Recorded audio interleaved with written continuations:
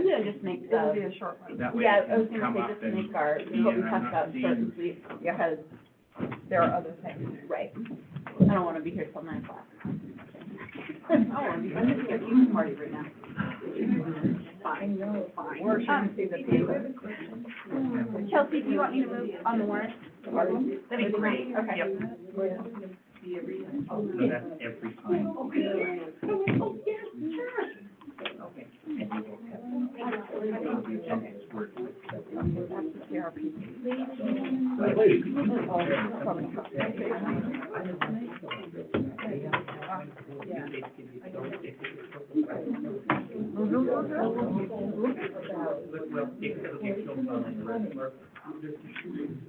Well, it's either, I made a whole list of things. or let's talk about it. And then you can make a motion to table or you can make a motion.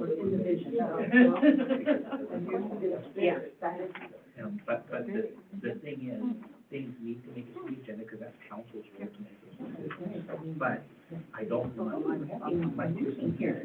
This is going to be, this is going to be 30 to 45 minutes. I'm just using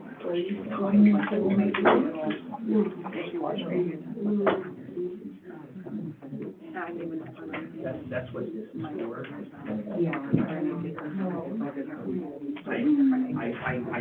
If there's appropriate spot. I will. As we have to do. And it'll probably come up in the conversation of adopting the agenda, but that's why that exists. Because you can choose to or not to. I can talk about it at that point. When there's a discussion.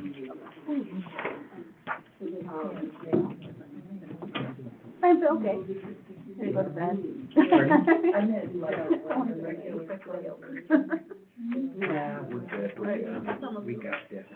I do need to find my agenda and get on top of things. I thought this was regular water. Is it sparkling water? No, it's huckleberry. Have you ever seen Ted Lasso? He always, he goes to drink it and it's sparkling water, because that's Yeah. the default in Britain. And he spits it right on his glass. And then there's one right at the end where he says, oh, that's fair. That wasn't it.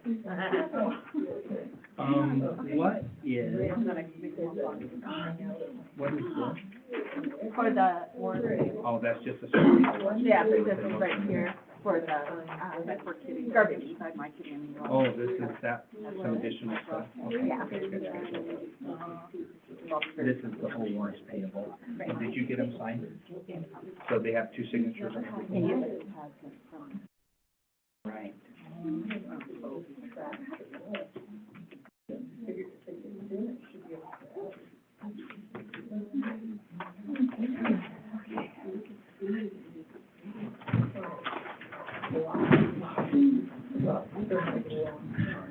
It's like, we discussed it. Really? Is this what I'm gonna have to live with I for moved it forever out of now? your No, way. no, I know. I'm We done. tried to move that stuff out. What, give it out of the way for you. You can't just go in and out like that. In the dodge out first and all that shit. No. Yeah, you took over Chelsea's first people ate it. Oh, So now I'm, sorry. now I'm like. You're sorry, what? I know that you fell because you Purses, No. bags. Mobile office and one is a first. I just like her reaction, she's like. It's like a deep breath. I just like the humble You're just slam like- over there. Oh, I'm sorry, Dave, let me move Mostly, I was this. just like, I was trying to figure out what happened. I was like, Yes, She was All right. happy you didn't. It is 6 o'clock. We're gonna call to order the city council meeting, of March 12th. Let me just start with a quick sound check and get a confirmation from somebody attending remotely, a thumbs up or a yes or something to let me know that you guys are hearing us okay. All right, thank you. Oh, wait, that was you raising your hand. That doesn't count. No, that's your. Alan did. Okay. I've asked, BR Walker to lead us in the Pledge of Allegiance.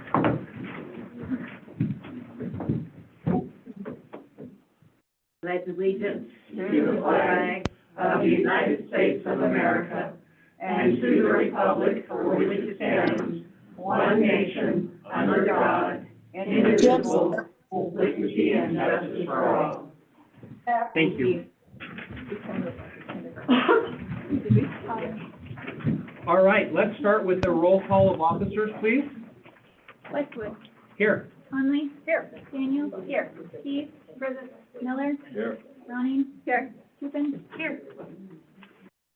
All right, the first item of business, as it will be each and every week going forward, is an adoption of the agenda. So I'll entertain a motion first. I move to adopt the agenda as written.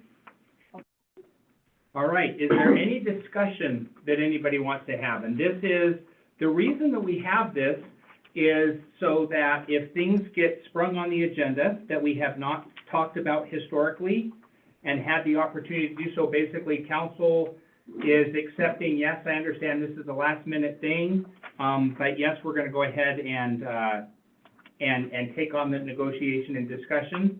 And of course, those, if something is not, if something is removed from the agenda, then we just won't talk about it at all tonight. Ideally, I would say it'd be nice to talk about things, and even if the answer from that is we need more time, but that is one of the things we decided was important to council, is to have that set of control. So this is kind of the first time since we've adopted this final format that we have some items on there that have the little double dagger on them. Is there any other discussion that anybody wants to add to that? All right, let's go ahead. I was gonna do a roll call vote, sorry. Conley, Yes. Daniel, yes, Keith, yes, Miller, Yes. Ronnie, yes, Tupin, Yes. All right. I will entertain a motion to approve the minutes of February 13th and 27th. That can either be a joint motion or an individual motion, motioner's preference. I make a motion to approve the minutes of February 13th and 27th. I'll second that. Discussion. I had a question on page 2 of February 13th, and it was the airport update. It says he also discussed the rodeo board's lease with the land. So it truly is the lease that was discussed, correct? Not an MOU, it's a lease. Correct. because that's what they currently have. Yep. And basically just that those two issues are intrinsically tied together at this moment. Yeah, I just didn't realize they had a lease that the county granted. That the airport board granted. That the airport, yeah, I didn't realize that, so. Okay. That was my question on the 13th, So not a correction, just a clarification? correct. Okay. And on the 27th, I think we need a clarification on page 1, airport negotiations update. Actually, it's below that. It says Mayor Westwood said there'll be 3 member openings on the planning board coming up at the end of March. Posting this week's paper and appointments to be made the first day of March. I think it needs to be clear that these will be city council appointees. They're not all going to. 2 of them are mayoral appointments, 1 of them is a city council appointee. Could we have that in the minutes? This was a problem before where we were trying to decide who was a mayoral appointee and who was a city council appointee. So having that in the minutes would actually help in the long run. So can I ask for clarification? So this is just talking that we were gonna be 3 pointing, and in this discussion, we did not talk about that. What I'm understanding is as we proceed through tonight, you wanna make sure it's evidently clear which is which. Yeah, I think that will be adequately covered. I thought that we had covered it last time, but okay. Okay. That was it. Any other comments? Hearing none, there's a motion on the table to approve the minutes of both February 13th and February 27th. Let's do a roll call vote. Conley, Yes. Daniel, yes, Keith, Yes. Miller, Yes. Ronnie, Yes. Tupin, Yes. Thank you. I'll entertain a motion regarding warrants payable. Move to approve warrants payable in the amount of $292,486.21. All right, there's a motion and a second. Is there any discussion? I have a question on the, I believe it was the audit. I just wondered, is that a partial payment or is that full payment? That's full payment. And it is, and the audits, when they're done, we've got all feedback from them? Yeah, it's not finalized yet, though. So the auditors come in and they spend a week here doing that. They prepare an initial audit that they send to us along with their findings. We send comments back or responses to those findings. Lonnie and I completed those and sent those back to the audit company. Okay. They in turn send those to the state, which approves and signs off and addresses any, so the state basically goes through the audit, and then it comes back to the auditors, and then it comes to us. And as soon as it comes back to us, it will be made available to not only everybody on council, but the public at large. Wow, what a process. Wonder it takes damn long. All right. I I mean, also, do we have an estimate of when we might have our results? Just gotta go through all these avenues? I would anticipate within 30 days. Yeah, by next month, we should have it back. That includes going to the state and coming back? That's where it is right now, so it's just gotta come back now. Okay. I had Thank a you. question on a couple of these, just because if I have to approve it, I wanna know what it is. Okay? On page 7, top item was, the deductible for Doug Hazen's claim, $750, which was, overspent expenditure. What was that? An insurance claim, it's an insurance claim. And that's our deductible that we had to pay. So that person had a claim against the city, and we turned it into our insurance, and then if they cover it, then we have to pay the deductible. So they covered it, so, The claim itself was at 1,900, so it wasn't a big, it wasn't a huge claim, no. There was just, Was it property damage? it was, yeah, after that's where I was. with the new PRV that was put in, the pressure from it changed in this person's house, and it took out their water heater. Okay, that's what I was looking for. Mhm. And at the bottom of that page, there's, the ChemNet Consortium Mm-hmm. for random testing that apparently wasn't, it was overspent. I just don't know what kind of testing that was. They all were unexpected apparently. It's drug testing. It's our required through, But we expected it for streets, but we didn't expect it for parks and so police. since they're random, it hits different departments. So that's the nice thing about budgeting, when you budget. It happens when it happens. Right, so coming this year, we'll look at the numbers that have been spent, and if we need to adjust them for next year, that's kind of what we do, so. And that was the same thing on the next page with the audit again. I saw that the audit, as Doug pointed out, was $27,725. But then there's a federal audit on water and sewer that we didn't anticipate. Well, yeah, it wasn't budgeted for, because it was a federal audit, and those are way more expensive because of the federal funds that we received for water projects, water and sewer projects. So that 16,000 is an outlay. It hurts. Right, but in the overall budget, it's okay, like I said, going forward, it's budget numbers, it's not cash. So if I may drill in a little bit better, I think what the question is, we accurately forecast and built out the budget last year to anticipate 27,000 and change. Correct. We did not accurately anticipate the additional 16 for water and sewer. Is that something that we can do better, or is that something that's out of our control? So, yeah, because with a federal audit, we don't know how much they're gonna charge us for, like, over and above the actual audit and stuff. I think it varies. But, yeah, going forward for next year, 'cause we will have another federal audit that has to be done next year, because we are still receiving ARPA money this year. So we can just increase next year's So budget. it should have been in this, okay. And I'm wondering, I know that there's a lot of stormwater, project improvements that are in this $52,000 that have the, overspent expenditures. Should that have been anticipated, or was that just another surprise? So there will be budget amendments coming forward to correct these ones that were spending more than anticipated, but they're not affecting cash or anything. It's just the budget number. Well, and Great West Engineering is high because we're doing We have all, a they're lot doing, more. well, no, they're doing all of our planning. We don't have a planning director right now. Yeah, but Right, he's I talking about the stormwater. was talking about the Related. stormwater, there was That's a not related. $6,000, a $9,000, another $6,800, all stormwater, and I thought that stormwater was fully budgeted, and so there shouldn't be any surprises. Right. And that's- Don't confuse fully budgeted with, we anticipated that X would be coming out of the budget this year. I think that's almost part of what I'm hearing. So we have the money, Mhm. but it looks like it was not accurately forecasted it would come out of the budget this month in this And way. is that the amount that's over, it says overspent? No. So we budgeted something? No, it's just putting an asterisk there. It's not saying that it's overspent by, That much, that's- that's what I was questioning. no, that's the amount of what they're charging us.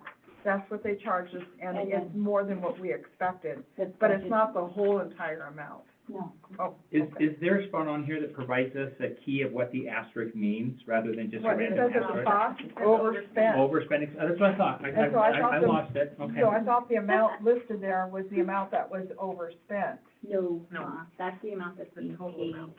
to that vendor. Ah, Yeah. So okay. is there any reason to be concerned? Two of those line items start off with the word disaster.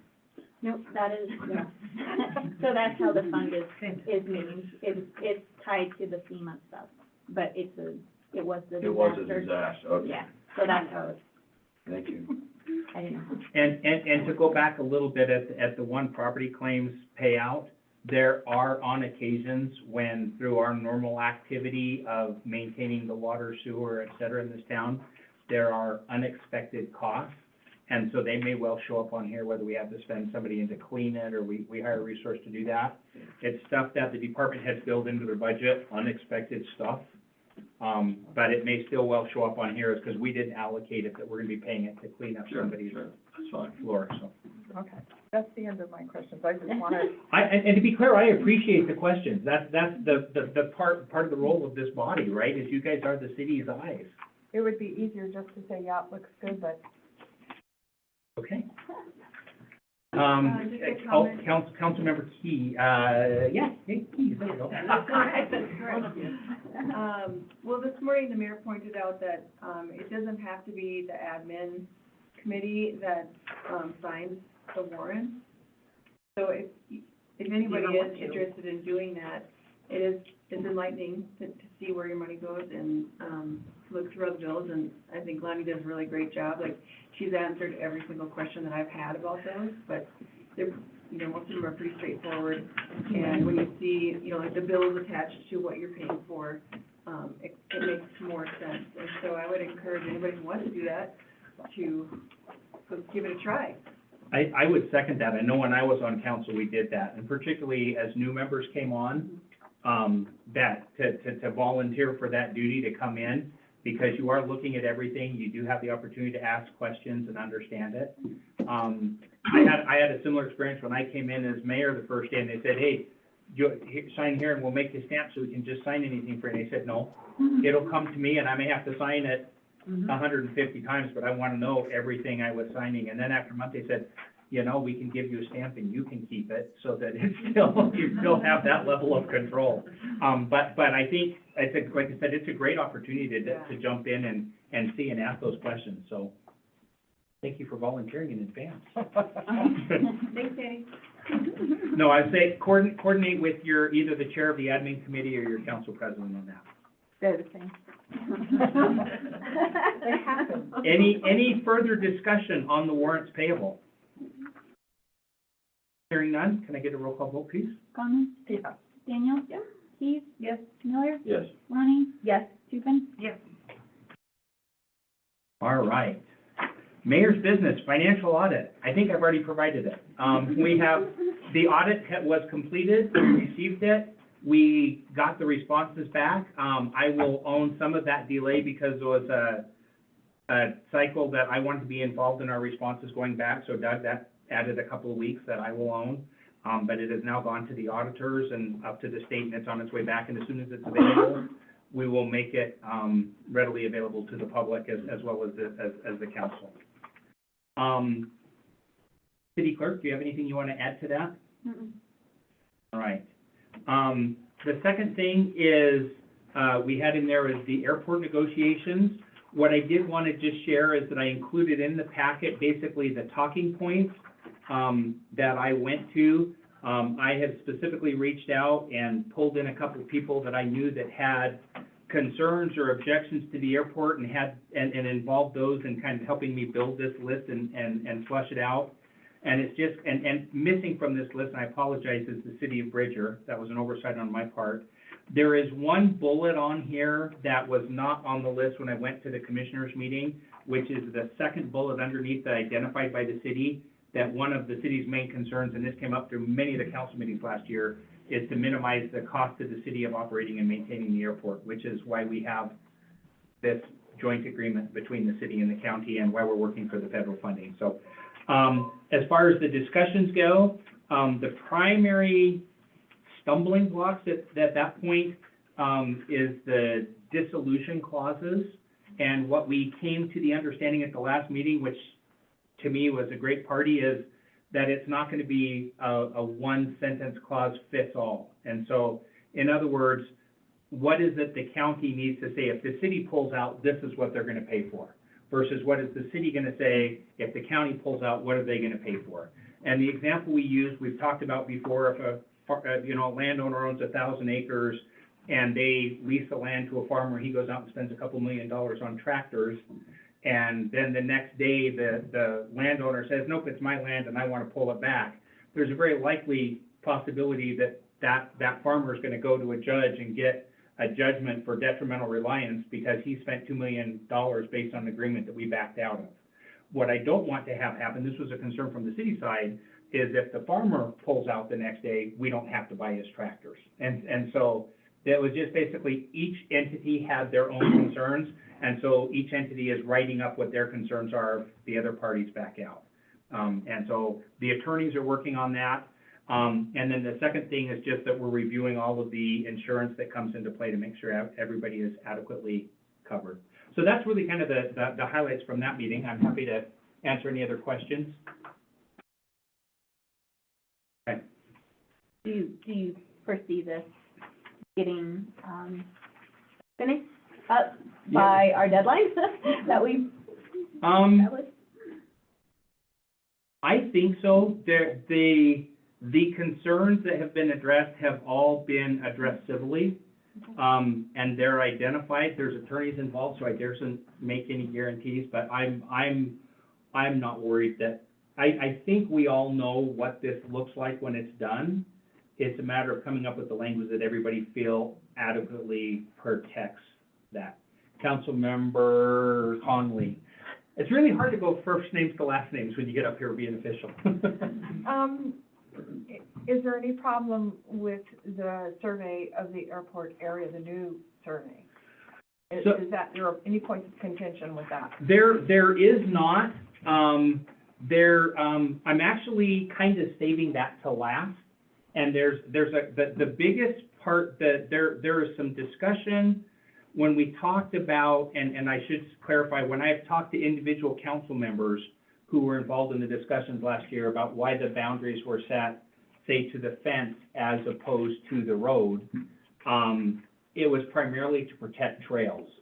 There has been some feedback that roads make much better markers, but to me, there's two things that would have to happen before that discussion comes back to this. And by the way, the boundary, I don't think, my 2 cents, I don't know that we have to get them to buy off on per se.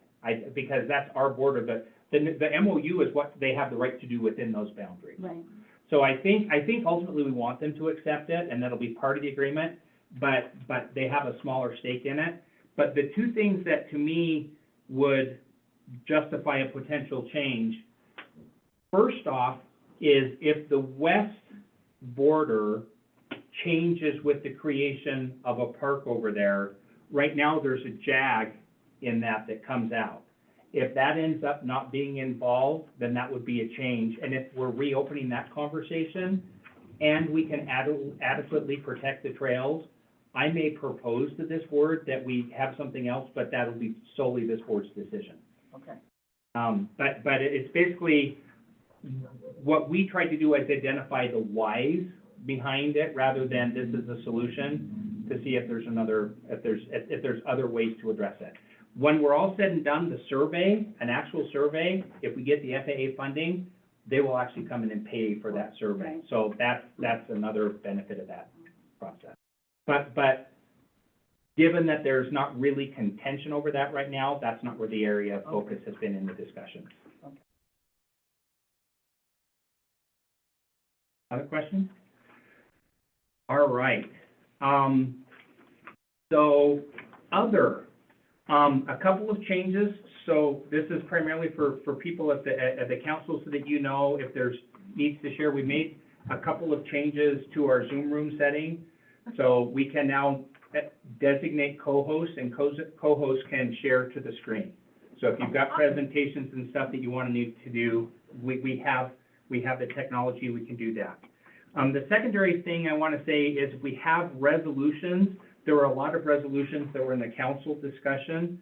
I had a chat with our city attorney, and he indicated that he really needs a 1-week turnaround time to get those. So my ask from this group is going to be that we have those resolutions that we want him to look at for correspondence in by the end of day Wednesday. And in keeping with the council doesn't direct staff, if you would send those to me via email, along with the expected day, like we need this for next Thursday's agenda. But also please feel free to carbon copy the city attorney on those emails so that I'm not a slowdown in the process as well. So he'll have those, but that gives me the ability to track and make sure that we're getting return on things when we need them. Any questions or comments on that? There was like 7 or 8 different resolutions we had this time, and it was a real battle to be getting everything done in time for the packet. All right. Next on the agenda is public comment, and specifically for some who may have attended meetings in the past and not recently, this public comment is specifically for anything that is on the agenda. You'll notice if you're looking at the agenda at the end of the council work session, there will be public comment on any public matter that you would like. But at this time, I'm going to go ahead and open public comment, and I'm going to pull out my little timer first because this is a time thing. And so this is public comment for anything that's on the agenda today. Public comment is open. I'll first look to the room. I'll look to online. Either turn on a camera or raise a hand, indication that you're there. I see a hand from Rebecca. Rebecca, do you have the ability to unmute yourself?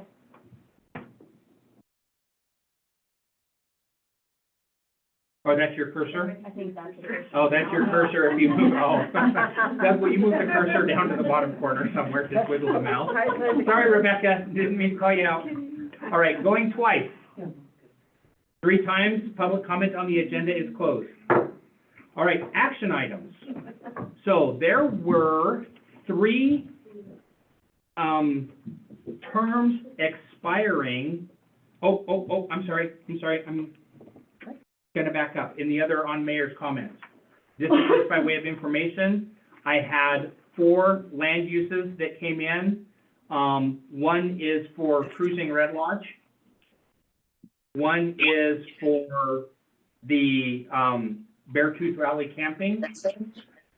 One is for the Arts Guild. And one is for a private party wedding rehearsal that will be down in Lions Park and have the gazebo.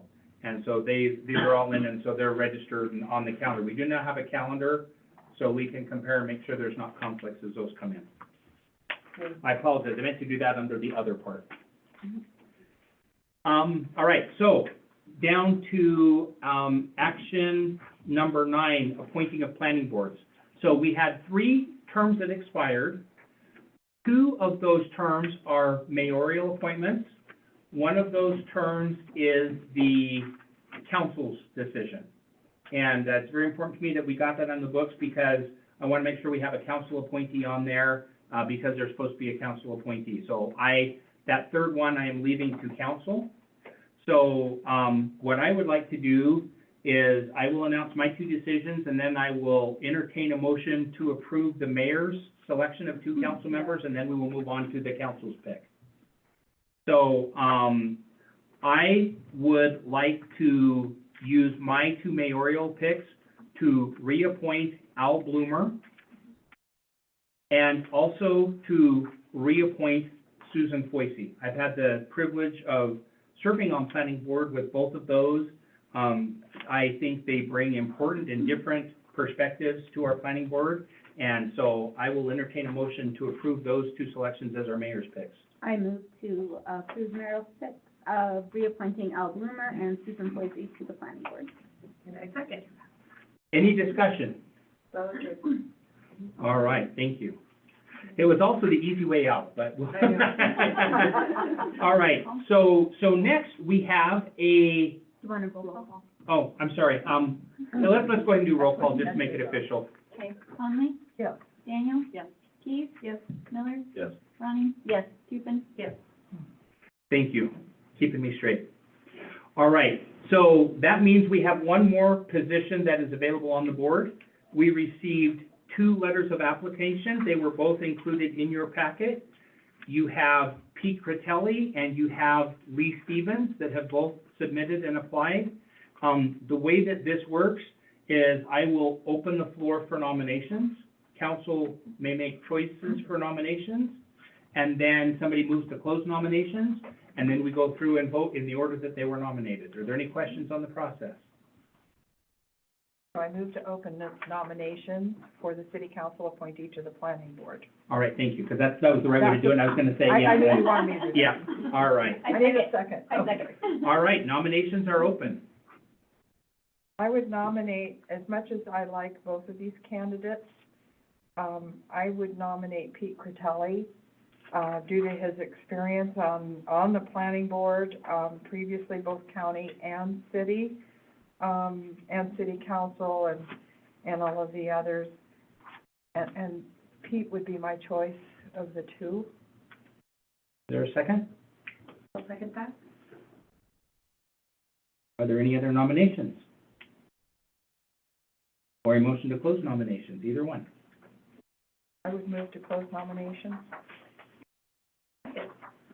All right, so we have a second from Tupin. All right, all of those in favor appointing Pete Critelli as the council appointee, does that work? To the planning board, let's go ahead, first off, is there any discussion? I agree with Sandy, and, I know Lee, hopefully you will have the chance to do that, but, we gotta grab Pete. I think he's got a ton of experience. Yep, that's kind of where my mindset is on that as well. It's just a lot of experience and again, be a refreshing set of eyes to have back on board. You need to suck him back in. All right, let's do a roll call vote, please. Conley? Yes. Daniel? Yes. Keith? Yes. Miller? Yes. Ronnie? Yes. Tupin? Yes. All right, motion passes. And again, thank you to all the candidates who applied, much, much appreciated. Very much. And by the way, there's still gonna be some other boards and positions, coming open, in the future. In fact, just kind of a heads up, next agenda, I'm saying this will be caught in the minutes so I don't forget it. The next agenda, the Urban Renewal District, has made a recommendation to us that we declare a couple of seats that they have vacant. So their bylaws basically said if somebody is not there anymore, which is clearly the case, they make a recommendation to council to declare those seats vacant, and then we get to post them. So in the absence of getting formal removals at that point, then what we'll do is we'll declare those seats vacant at the next meeting and proceed from there. All right, next I will entertain a motion for Resolution 3642. This is the Arbor Day grant application. Making a motion to, I'm doing this right, to accept resolution number 3642, the Arbor Day grant application, authorizing mayor to sign the contract. I second. Motion to approve and second. Discussion. Just that Alan has done a lot of work on this, and we had some concerns out the gate with how that budget would look. But from further discussions with the Arbor Day Foundation, and Mike Taylor and Mike Maples and all the other Mikes in the world, it sounds like what we're gonna be able to do is we are gonna be able to allocate a fair amount of those funds for supplies, materials, labor, as well as administrative fees that might have to come through the city. So on a whole, it sounds like the funding is in the right place to where this wouldn't be making negative impacts on the city side. Now it's a matter of figuring out where we would like to plant and when, and where to buy trees. But, though we might not get as many trees as originally planned, we're gonna have really good trees that are gonna live. So just some additional comment. I attended the Parks Board where this discussion came up, and just so the community is aware, this was a grant, I don't know if it's certainly the cart before the horse, for lack of a better term, but, this was a grant, that was very enthusiastically applied for. We've already been awarded, and it hadn't yet come to city council at all. There was a concern that came up at the last minute, as is frequently the problems when you're trying to rush things through, was the 38,000, there's 30,000 that was specifically set aside for trees. And the question was, is that just trees? Because if it's just trees, we're gonna still have to come up with another 15 or 20,000 for mulch, for fences, and there was a concern that it may be a financial burden to accept this gift. And we were able to obtain, in the last couple of days, some written clarification that indicated that that is for tree budget, so the related supplies also applied for that. Yep. I know that was kind of one of the questions that, well, for those who were in the meeting, Yeah. that was there. It was a big concern, and honestly would have been a deal breaker if we had to take on that financial burden. So, the fact that we were able to get that confirmation and we will be able to move forward, we just wanted to be sure we did so appropriately, so. All right, any further discussion? All right, let's do a roll call vote on 3642, please. Conley? Yes. Daniel? Yes. Keith? Yes. Miller? Yes. Ronnie? Yes. Tupin? Yes. All right, motion passes.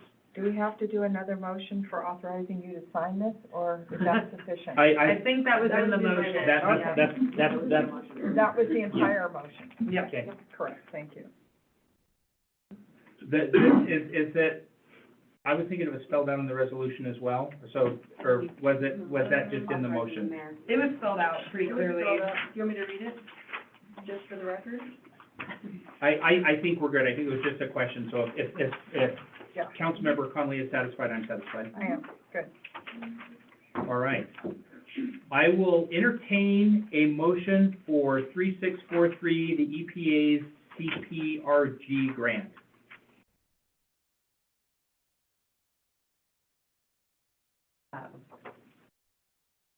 I would move open discussion. And the only way we can open discussion is to. So we need a positive affirmative motion to open discussion. So if we get a motion in a second, then we can have discussion. I would move to open discussion on Resolution 3643, which is the EPA CPRG grant for a microgrid at the wastewater treatment plant. For formalities and ease of process, can you move to accept it, which does not mean that's how you have to vote? Oh, in other Or words, you move to approve it? Okay, if I need to do that, I will move to approve Resolution 3643 as written. All right, so, Conley moved and Daniel seconded. I'll get there. Need to eat my Wheaties before these meetings. All right, there, yeah, I know. I'm just trying to keep the formality, because it helps our meetings be so much more pleasant. All right, so, discussion is open on 3643, and, Alan, if you'll be patient for a minute, I will come back to you, but I want to first go to the table for a couple minutes, and then we will give you an opportunity to speak. I go around the table. Just raise your hand and I'll call on you. Councilmember Conley, that'll be good practice for me. Okay, so the first question I have is if Red Lodge misses the April 1st date, which frankly is in 2 weeks, MTDEQ, will they also have grants of similar make? That was one of the questions. There was also lots of information in there regarding how good it would be for the airport expansion, and I've never heard that we have an airport expansion planned. And when it came up to the Lazy M station, again, it came up that it would be good for the airport expansion, but the airport has no water. If the airport had water, then it would have no sewer. So that airport expansion thing, I just think needs to be taken out of there. I was also kind of confused. I understand that the Lazy M pump station has an issue with flow, and that's been on our CIP plan for quite a while to fix the flow there. So that's always already there in his grant, whatever thing. It said that we could ask for the shortfall, which was 400,000. My theory is why not ask for the whole 1.25 if we're going to do that. And how is this climate pollution reduction? And it doesn't seem like that would qualify for climate pollution reduction. Then when I started looking at the location, if these solar panels went on the bench, as he kind of showed, that's west facing. It's not exactly the best location to catch the sun as it's going down.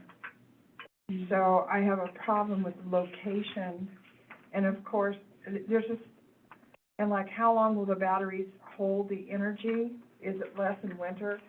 I know that the battery on our Challenger loses a lot of power in the winter because it's cold, so I assume that these batteries also don't hold their energy so much in the winter when it's really needed. How big and where are the batteries? Slide 24, again, was about the airport expansion. The stormwater project, I don't know, again, how that's going to be a pollution reduction. So, and the big problem is there's lack of any other projects in a similar environment. So again, we kind of go back to our environment. And I would hate to have them go to all the trouble to put in this grant request and be awarded it, yet we can back out in mid-July. That seems like a lot of time and energy wasted, that we should really truly vet it before we do it. And then somewhere in there it said it would create quality jobs, but we're going to save $75,000 a year. A quality job is more than $75,000 a year, so it would actually cost us money. And I see that this came to the city council now in March, yet I know Alan and his group, I assume, have been working on it since October. So I really hate the rush. I really want to thank Alan for finding this grant, for doing the research. It's huge. I kind of wished it had started at the city before he spent hours and hours and hours and hours of time on it, and his son, who did the presentation. Thanks, Jack. I wanted to add something, if I may, and then I'll come back to questions at the table.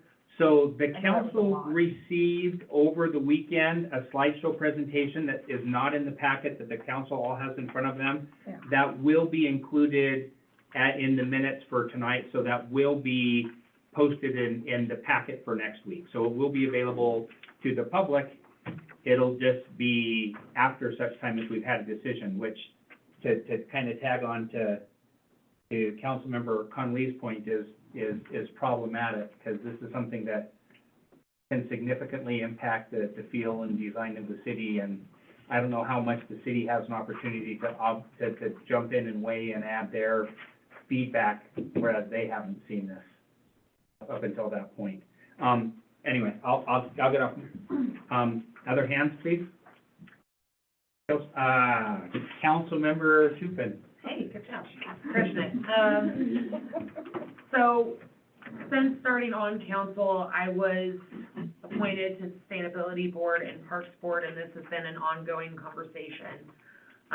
The grant opportunity itself, a wonderful opportunity, $2.5 million.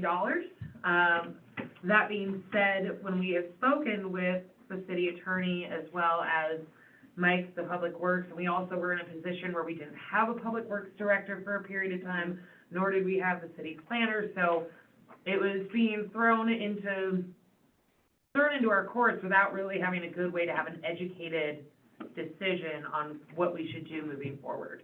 That was one of my big concerns, because truly, as much as I would love to help develop our infrastructure and bring in resources and help save us $75,000 a year, more so, it has to be feasible and it has to make sense for the people who are going to be operating it.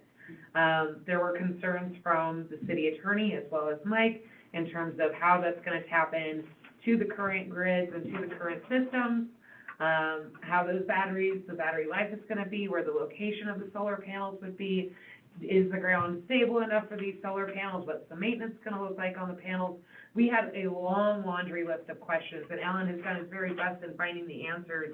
But to me, I still feel that there are some loose ends, and more so, if we're not getting the support from city staff, I have a hard time justifying moving forward on the project. Again, wonderful opportunity, but with a lot of question marks, and I don't want to waste anybody's time on it. That's truly what it comes down to, is if it's something that we can't do, or if it's something that's not going to end up working in the long haul, then don't want to waste any more energy on it than we already have, because I know just on, like, city staff currently have spent not countless, I mean, they're counted, probably 15, 20, but have spent a numerous amount of hours on this project, and again, it's one of those expenses that it would have been very nice to have this addressed much sooner and had the groundwork in place as opposed to trying to catch up on it. That's it. Councilmember Miller. Yeah, I just want to just kind of bring this an end, I think, between what the comments have been made here and Mike's comments, especially Mike's comments last week. We are not ready for this. We are not ready for this. I'd say table it, and we can discuss it sometime in the future, but no more for now.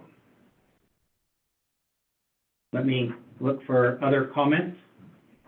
I just have a question. Councilmember Daniels. There you go. Daniels. I raised my hand honestly to see if you could call my name correctly. I appreciate the practice. No, my thought after talking to Mike, I agree, we are not quite where we need to be with this.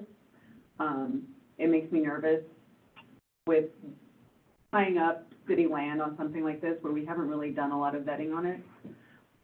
So I agree with like Tupin also, like, I don't want to waste other people's time or energy on this if we're not there. Councilmember Ronnie. I just had a question. Is this a grant that's open every year? So like if we don't apply for it, it's done? Mike? So, let me ask a question, and the thought I had as I listened to Councilmember Tupin is the farmer's principle. If you want to harvest crops in the fall, you plant some seeds in the spring, and then you water them a little bit every week, and then over the time you pick corn when the fall gets here. You don't go out on the 1st of August and put some seeds in the ground and turn the fire hose on them and expect to harvest them in an hour or two, because you've thrown a whole lot of effort in it. Some things just take time. What is all these farmers things going on? I grew up on a farm.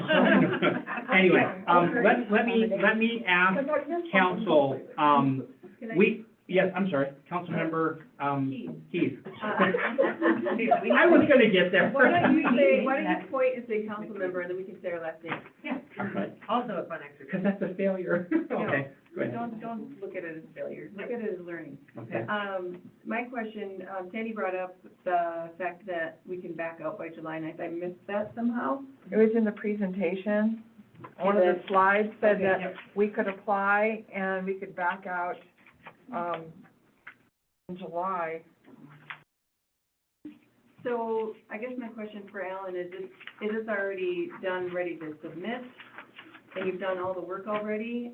And if so, why not just throw it in there and see, and then we can have some time then to look at it and maybe come up with things that might work out.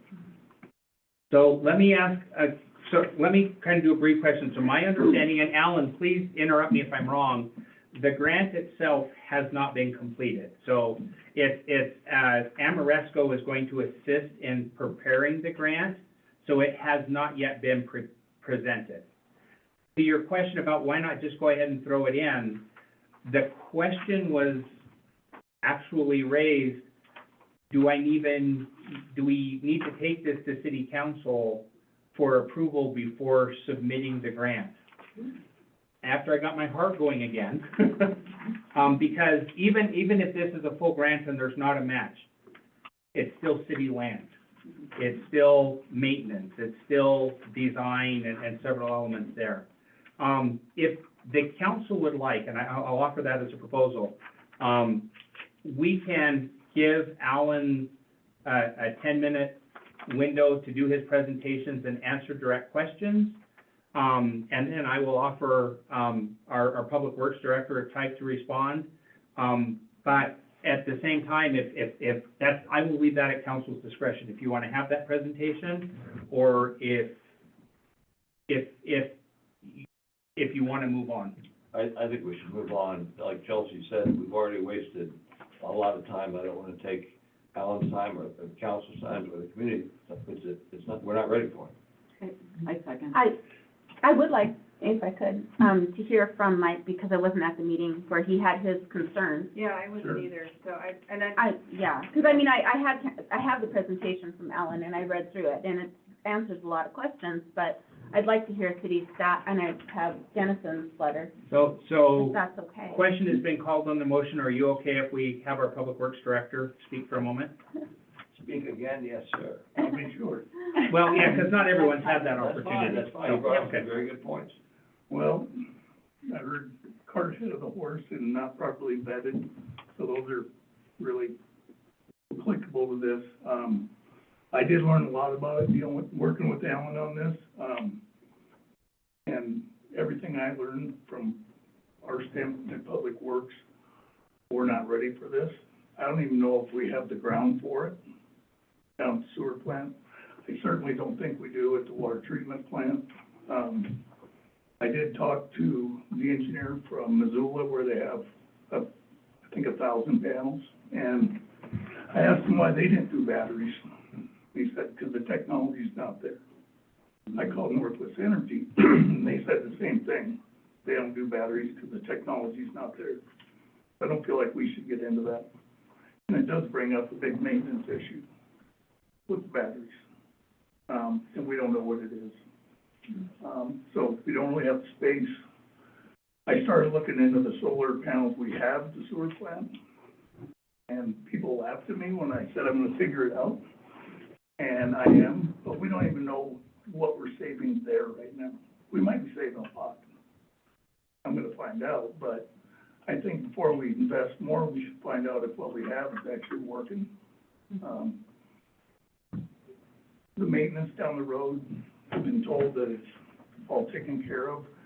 That's true for Missoula's. They don't own theirs. Amoresco does. They didn't put any money into it. They buy the power back from them. So they take care of it. You know, if that's something that is a model that would apply to us, then why do we need a grant? We work with them. They make the investment. So, I agree with him and everyone else. I think we spent plenty of time on this and we're not ready. Thanks, Mike. Councilmember Conley? I think that the solar panels that are currently out there were put in during Betsy Scanlon's mayoral years, and that was, what, 6 years ago? And we still have. It's a lot more than that. Yeah. Time accelerates as you get older. Like 12 years ago, 20. The bottom line is we still don't know how to operate them or what kind of feedback we can get on them. Can I change my motion to table this? No, that would be an additional one, but the question's already been called, so. Yeah. That timeline. There's a motion to approve. Question has been called. If there's no last minute appeals for discourse from the council, I'll go ahead and ask for a roll call vote. I have answers to all these questions. Councilmember Keefe? So, thanks for laying out your concerns, and, I appreciate that you and maybe your department, based on what you've researched, don't have an appetite for this right now. But do you think that, having a little bit more time to look at that, that would change, I think or are maybe you just? give somebody else the opportunity in Montana to put batteries in, see how they work. You still want to be I don't feel like Red Be the Lodge guinea should be the guinea pig in Montana. Okay. It's an expensive thing to go into. I mean, I don't know what those batteries cost. The ones I saw in the presentation had Tesla on the side of them. So I'm guessing they're pretty expensive, and, I know the grant would pay for them in the beginning, but what happens when they Blow up. lose their life? And then how do you get rid of them? So, I mean, I think we just need to learn a lot more. I think the technology has to get better. And I think we seriously need to look at the ground down there and see if we actually have the capacity for it. That hillside, it is facing the wrong way. There's other issues with that. There's springs in that hill that come out of it. In the last few years, there's been some land failure up there where it slid. You want to put solar panels on that? I don't think so. Where the other spot down the bottom is where we pump all the water for the lagoons during the flood. That saved the lagoons. I don't think we want to give up that ground. I think we've heard enough. Okay, so motion has been called. Just to clarify, the motion is to approve. It is assumed that if the motion is approved, that there's still an additional couple months where questions can be answered. But that would involve presumably some time involvement from city resources to participate in that conversation. Allow Alan. 2 weeks. Well, I'm struggling because a moment ago I asked, did the council, let me just, by show of hands, how many want to have Alan give a presentation? Can you at least answer some questions, or? At council's discretion, I'm happy to allow that. You're in favor? I'm in favor of letting him speak because he's got things to say, so, yeah. I'm fine with that. I am, All right, Alan, you've got 5 minutes, sir. Okay. Sell Thank- it. All right, thank you very much. Why the rush? Because the EPA's rule for this one-time opportunity is to give the states priority. They don't submit their goals until March 1, and then the rest of us have until April 1 to submit for programs based on that. That's why the rush. We're not playing catch up. I've been way ahead of the game. Actually, we all have since October 1. Deadlines, I can do it. I'm most of the way. I would say I'm 2/3 done writing and 95% done with the research. Montana DEQ, someone asked whether the DEQ, once they get their money, will they be distributing it? Yes, they will on their own terms, probably with large co-pays and probably with some restrictions. Airport expansion plans that I referenced were, I got those from the City of Red Lodge's website. Lazy M, water but no sewer Okay, well, that's not part of the application. We could still get our project done. Shortfall of $400,000 versus the whole 1.25 million. I guess we could, that we'll lose points on the application though, because it dilutes the efficiency with which we can buy down tons of greenhouse gases emitted for the dollar, because Lazy M is actually the more expensive, even though it has lots of ancillary benefits, which I'd love to tell you about. If greenhouse gas is decreasing because, oh yeah, so the reason that the Lazy M is part of the greenhouse gas reduction is because instead of paying to pump water with electricity downhill, we're avoiding that to the tune of 50,000 kilowatt hours per year. So that's how we're saving 5,000 per year, which is peanuts, by the way, just on that third project. West facing, that's fine. We have west facing panels in my house, right up there. Batteries holding energy, yes. This is a mature industry, guys. The amount of batteries that would be installed is balanced to include the slightly different rates of wear on solar panels versus batteries, but it's balanced to optimize the efficiency of which you're using the energy that you generate. Size, stormwater. Oh yeah, the stormwater project has all sorts of question marks. I'd actually deleted that from the presentation. Similar project, it's Missoula. I don't think we would back out into, I don't think we'd back out until in July. I mean, I can get this done by I get this done by Friday, my part of it. We'll still need some help in the budget stuff, but that's details. Local jobs disappearing. No, local jobs do not disappear just because we've saved money on our energy bill. Would any jobs disappear? I don't know. I guess talk to Northwest Energy, but it's not going to be in Red Lodge. Design and feel of the city. We're not going to be changing the design or the feel of the city because these plants, these microgrids are going to be behind fences next to the wastewater treatment plant. None of us hangs out there. Missoula doesn't have the reason why Missoula's project, which I'd like to tell you about if you guys give me the opportunity with a PowerPoint, doesn't have batteries because they didn't have money to do it. In fact, they didn't get any free money for their project. They had to pay for everything, and they are continuing to pay for it. I have a slide about this in the presentation. They're on a power purchase agreement with Northwestern Energy. We, on the other hand, there are two big differences I'll tell you about if you guys will allow me, where our situation is way more favorable. The reason why this is a rush, I've talked about this before, but if we decide to postpone this for 1 or 2 meetings, that's a death knell, because while I could get started on finishing my part of the application in a fairly brief amount of time, our potential partners, Amoresco et al., and also the lawyer who needs a week, and also Lanya Monica, their time to upload it to the website by April 1, we won't have that time.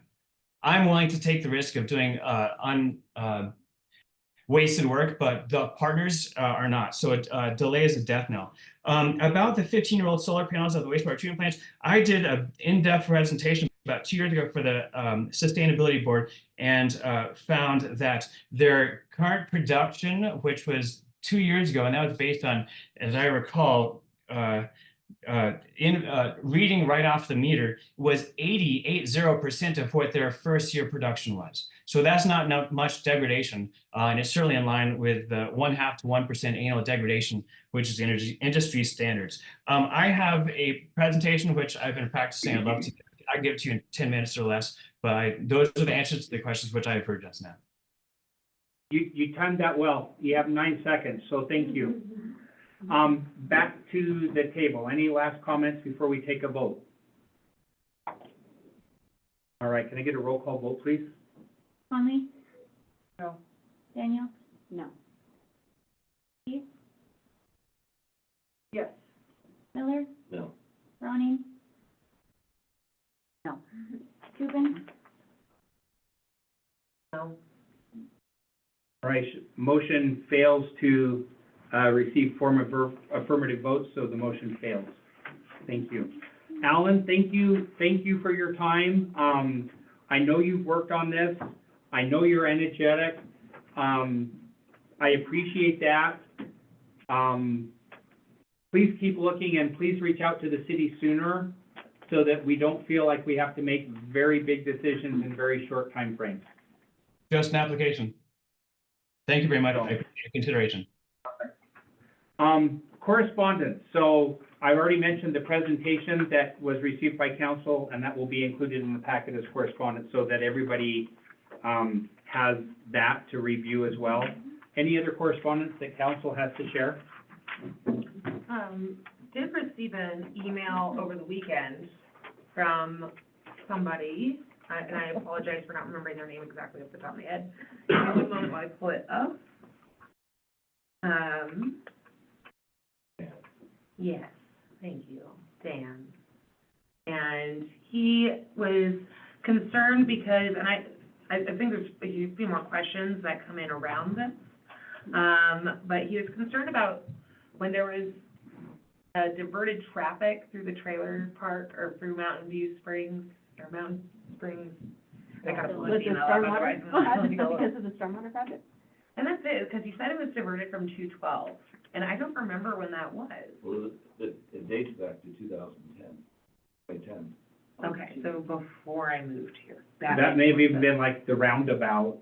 Yeah. No, it was after, before the roundabout. No, I'm saying during the roundabout, traffic was diverted.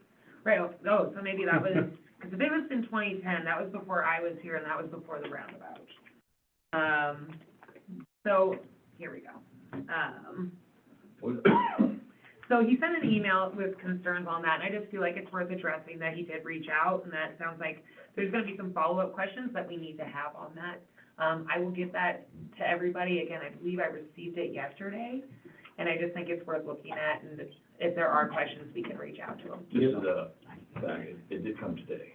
Today, okay. Because- So I don't feel so, that I lost it in my And he email also said he'd somewhere. be here at tonight's meeting. Okay, excellent. So just felt like that was worth addressing. There he is. So that Thank may, you. that, Sorry that I can stutter my whole way through that.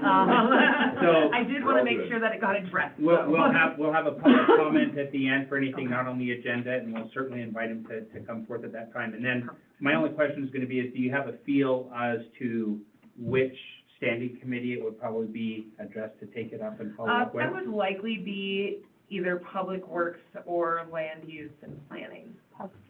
But probably Public Works, because we'll get a little bit more details, but. We'll find out. All right, thank you. Any other correspondence that council would like to share? All right, at this point, we will turn the meeting over to the council business. For the public, this is stuff that council is currently working on, and is the stuff that will make up meetings in the future, 2 weeks and beyond there. So first off, our public health chair. Yes. At our meeting this morning, we spoke of the fireworks. The standing committee would like to recommend to city council that fireworks be allowed to be discharged in the city limits on the 4th of July from noon to midnight only. We want to put it up for a vote. If the city council approves, then the committee will write a resolution, run it by Dennison, then see if the county commissioners will approve it to be put on the ballot in November. This year, the mayor has agreed to put up signs at the community entrances informing the public that it's illegal to discharge fireworks in the city limits. The public safety district was discussed, pros and cons, increase in taxes, benefits and properties in the 5-mile bubble outside the city limits. But it would be hard for city residents to see the benefit in the raise in taxes. The problem for the audience is that our police department does provide police protection outside the city limits that we're not getting paid for. So the question is whether the district could exclude the city limits. Annexation would automatically add monies to the city budget, and the city then would have to provide police protection as well as plowing, but apparently not water. The concern was that these 3 subdivisions outside the city could be annexed according to the subdivision paperwork, but we wouldn't have to supply water to them. They already have sewer. The other thing that I thought was interesting was the police department has a ride-along program. If anybody wants to sign up for it, they can. And it was suggested that it needs to go in the paper so those naysayers on our police department can have firsthand experience of what our police department has to deal with on a daily basis. So that was interesting. Fire department budget review, there are items on their budget that could or should be covered by the tax report as capital expenditures. Some items were highlighted, but we asked Doug, as our go-to budgetary guy, to look through those and see if they pass the capital expenditures definition, and then maybe have Dennison look it over as well. And then the resort tax board would have to look it over and hopefully approve. And lastly, the city council would pass a resolution asking to have resort tax reimburse the city for those capital expenditures. The city has already paid the fire department the mills, so this money would go directly back to the general fund. A short discussion on fire department mills versus a flat amount with inflationary guards. Still the best for the city, so our budget doesn't have those unexpected fluctuations due to the mills fluctuating. That was it. All right, thank you. Any questions for the Public Health and Safety Committee? All right, admin and finance. So I'll start there, I suppose. So we've gone through and made, changes to our council rules and procedures. That did go out in the packet. There was a few edits that came up this morning, mostly typos on my end. So those have been edited and resolved, but they're up for discussion. So if anyone had any changes on those or anything that they would like to see added from what they had out, because content all stays the same except for a couple of capitals and, And we did delete one of the, deadlines because it said Wednesday and another one said Thursday, and it would be Wednesday night for the admin agenda. And the goal is to have this be a resolution and action for you guys to finalize next week. So if you have any concerns that you want to bring up and have changed with the full body of the council, this is the time. I had made some notations on here. okay? I noticed on section 1, the last paragraph, it says the council may with proper notice, either council may, what's proper, the definition of proper notice? That's a good call. And maybe that should be defined. To cancel a meeting, To cancel a meeting, what's proper notice? Is this something because you're gonna be canceling, the public participation as well? So what's the definition of proper notice? well, we typically cancel the last meeting of the year, and we vote on it at the meeting to cancel the next meeting. Proper notice in the event of emergency or a natural disaster, I think That's different. typically falls to the mayor to decide those. When we had the flood, I think that we was canceled, addressed. the mayor canceled it, so proper notice would be probably the meeting before. I mean, I don't know if that's what I would think. Unless it's an emergency, like the flood or And I think that COVID was happened. addressed and- further on. Yeah, that was addressed somewhere else in here. I would think that there are some rules having to do with sunshine laws as far as the number of hours that we have to have it Okay. posted before, and I think that would, but I don't think there's a problem with articulating Yeah, no, that's those same deadlines. I'm curious if our city clerk has any input or thoughts. So are you talking about like? Should the regular meeting day be a recognized holiday affected by this council attendance or dangerous weather or conditions? It was the dangerous weather that I was kind of going for. The council may, with proper notice, either cancel the meeting or set it on As for soon as Tuesday. practicable, I like as soon as practicable. that's from federal I think- government. I think more so in my brain too, it wasn't so much the timing, it was the type of notice where it has to be publicly noticed. Right. So, Which we have multiple ways of getting those notices out there. But so maybe we just put public notice versus proper. Practicable is a word. It's a real word. Yeah, it is a word. It is- You questioned me on grammar. Sorry. Just so you know, I had the same question the first time I read it in the regulations. Oh, no. Oh, no. We're not ever gonna question that. I don't know that council, that really needs to necessarily be in council rules and procedures, because if it's an emergency, it really is the mayor that cancels Okay. the meeting. I'm fine with putting in there, if council wishes to cancel a meeting because it's on a federal holiday, then we have to vote on it the meeting before. No later than the meeting before. No later than the meeting before. Does it have to be a federal holiday? 'Cause No, it just, well. And I think just more so if council doesn't have to be a chooses federal to holiday now. cancel a meeting, we have to vote on it and announce at the meeting Friday. But see, That's this perfect. covers in case we can't, create a forum, if we have A quorum. a quorum. They rhyme. Yeah.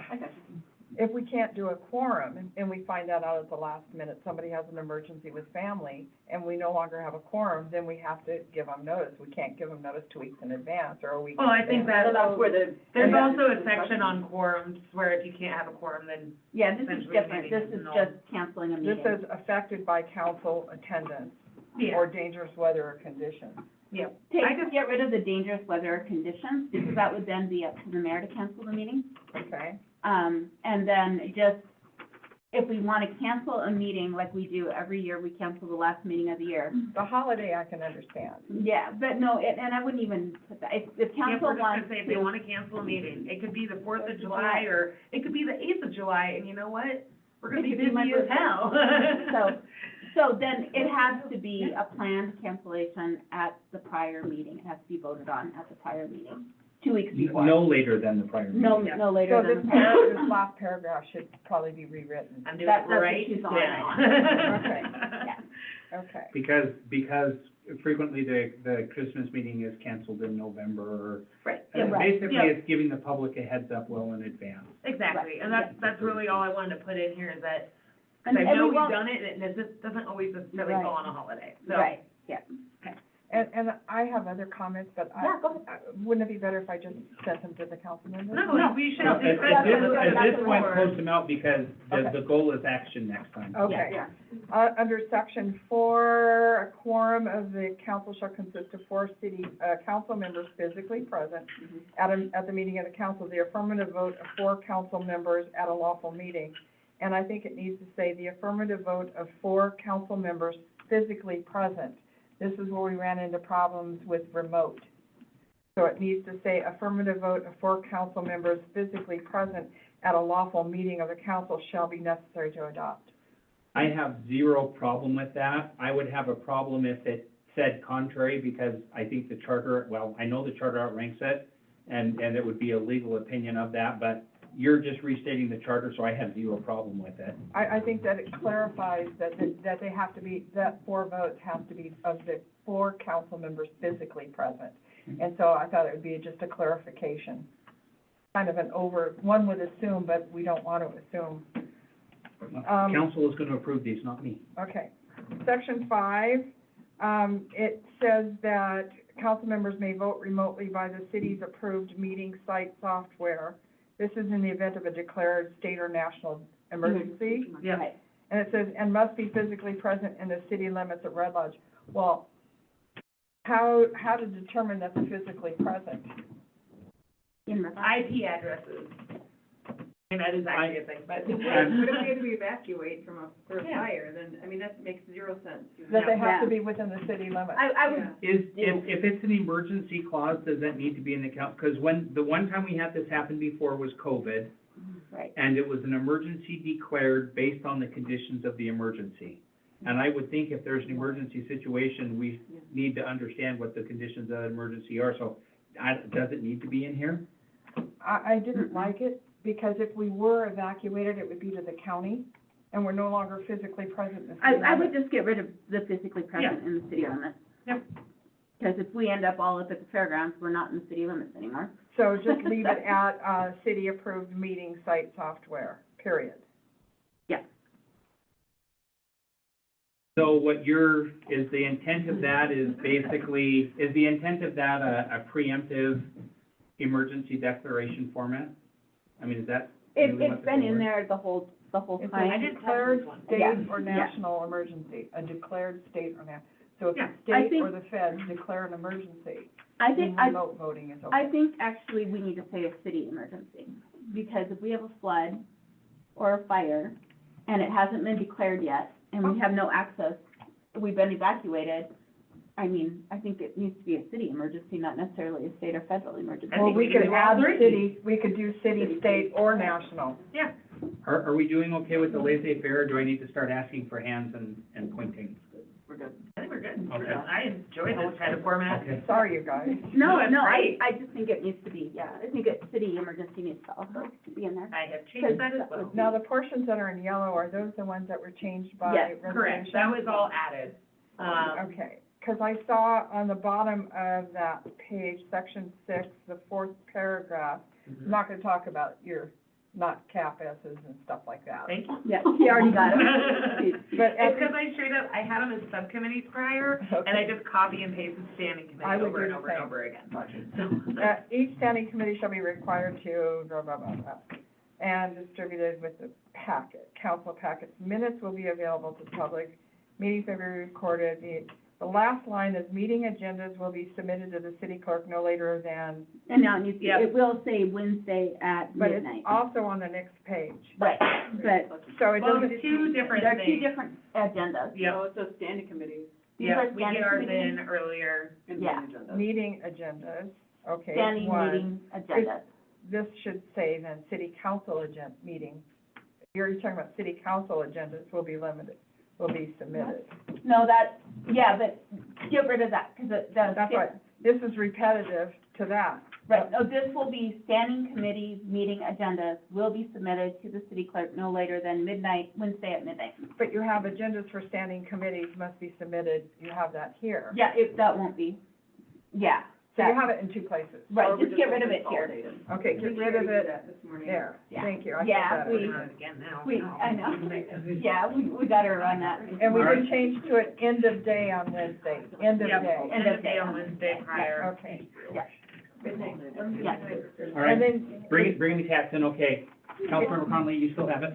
okay, it did say, this other one did say that it must be submitted to the city clerk, and it really needed to be submitted to the council president Right, and the city clerk. and the city clerk, yeah. And is that over here too? Media agendas will be submitted to the city clerk, Okay, So- so council president and city clerk, yeah. so that needs to change. Okay. We're getting through the bulk of it. Yep. Okay? But yes, please copy, make sure Lonnie has, the city clerk has it too, so. If I And just as lost I- my inbox tonight. As I was going through this, it kept referring to every member desiring to speak shall address the presiding, every member, you mean member of the public, or there should be, ensure, you've got member of the councils, and then you've got, we keep going back to member. It's very confusing. So Robert's rules say that when you're having a meeting, that all comments are directed toward the chair.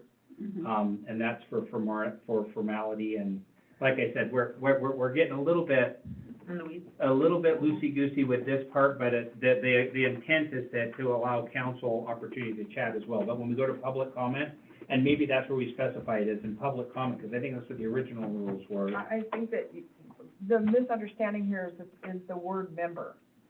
Because it's used as a member of the audience, and it's used for member of the city council. So seek clarification, Yeah. provide clarification. Yeah, it's the term member.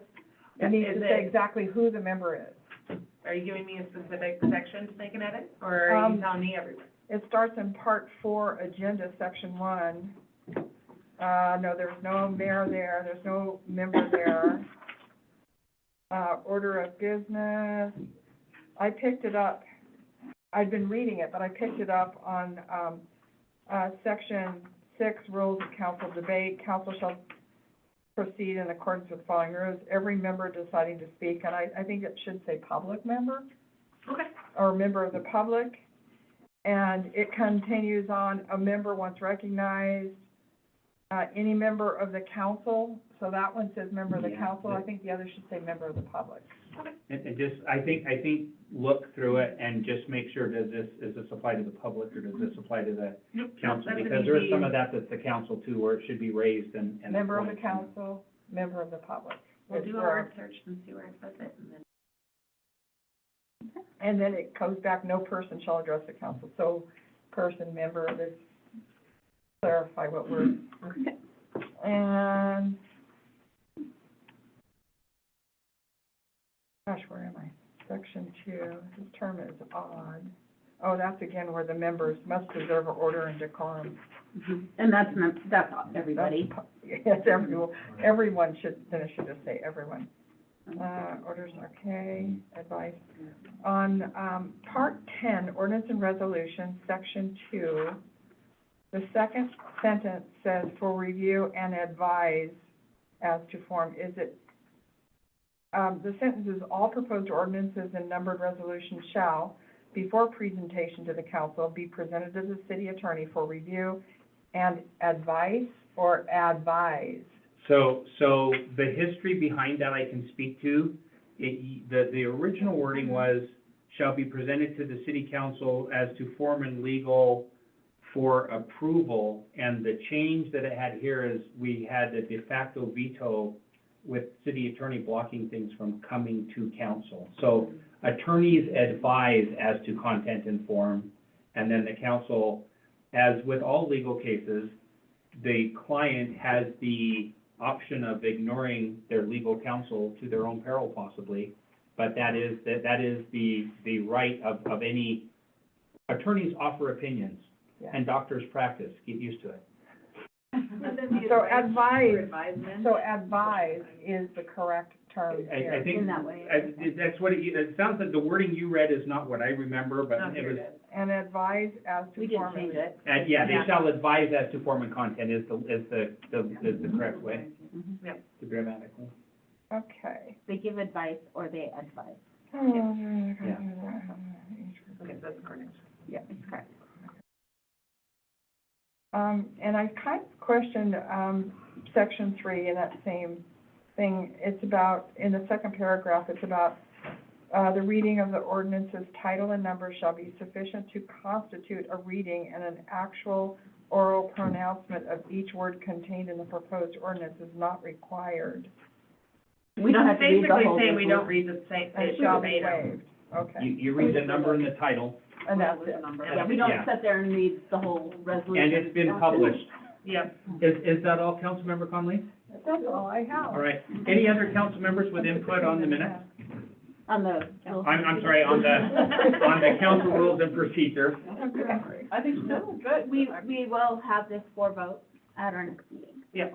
And I have gone through and made those edits, so I'll try and get those sent out Okay. here in a minute. I will be going through and checking titles and members and names, and I highly recommend everyone else does as well. And remember, let's get that to to me and CC the attorney by end of day Wednesday so that he has proper turnaround on that. All right, perfect.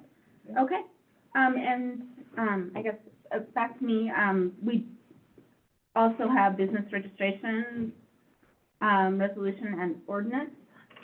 Did you wanna? Yep, and so that is resolution number 3622, First Amendment. Resolution of City Council of the City of Red Lodge setting business registration fees. Because of a change by the state, we're no longer able to tack on an additional registration fee for businesses that already pay a fee or have a license with the state. So think alcohol licenses, contractor licenses, cannabis dispensary licenses. And so before we had that separated out, specifically with alcohol. And so today, we only talked about the resolution part of this, but there's also a somewhat corresponding ordinance that we'll talk about next week, and we'll tackle that at our next committee meeting. But because the city registration fees are due after July 1st, we wanted to get a jump on this so the city can get a head start. So the resolution will be up for action next week, Yes, just to we'd like clarify. that, we'd like that to happen. Okay. Unless I don't anticipate that you guys are gonna have any, problems with these, but you never know. So Lonnie and Danae spent time reworking the categories, and we'll now have 4 tiers. And I don't think the amounts, for the registration fees have really changed all that much for most businesses, just the classification. So tier 1 is $100 for general services that don't fall within any other categories, such as contractors, retail businesses, home-based businesses, personal services, that sort of thing. Tier 2 is $200, and it's for temporary vendors that operate fewer than 90 days out of the year. Tier 3 is $250, incorporates lodging, with stays of less than 30 days, hotels, motels, short-term rentals, B&Bs.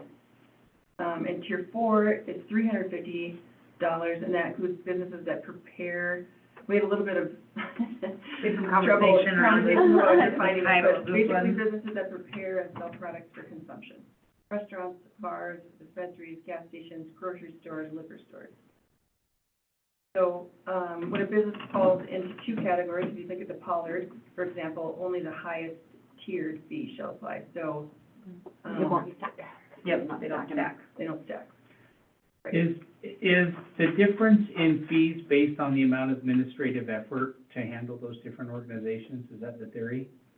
That's a question for Lonnie, but So yeah. the fees were discussed at last year when we changed the fees, so we're not changing the fee And- amount, just categorizing them.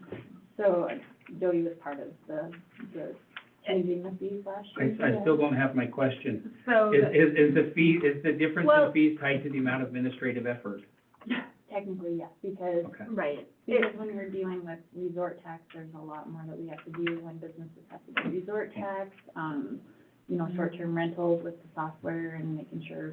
That was the Yeah, assumption, so- I just wanted to validate it the so I only can thing- answer it. That, we were tacking on extra for liquor, which brought those businesses up to $350.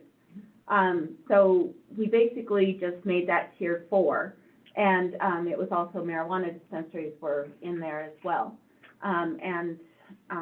So it would be, I mean, if you look at it that way, I mean, you could just stop it at tier 3 and just keep everything at $250, but I don't know what that, we set the fees so that it would cover the administrative costs of managing our businesses, and this is how it came out.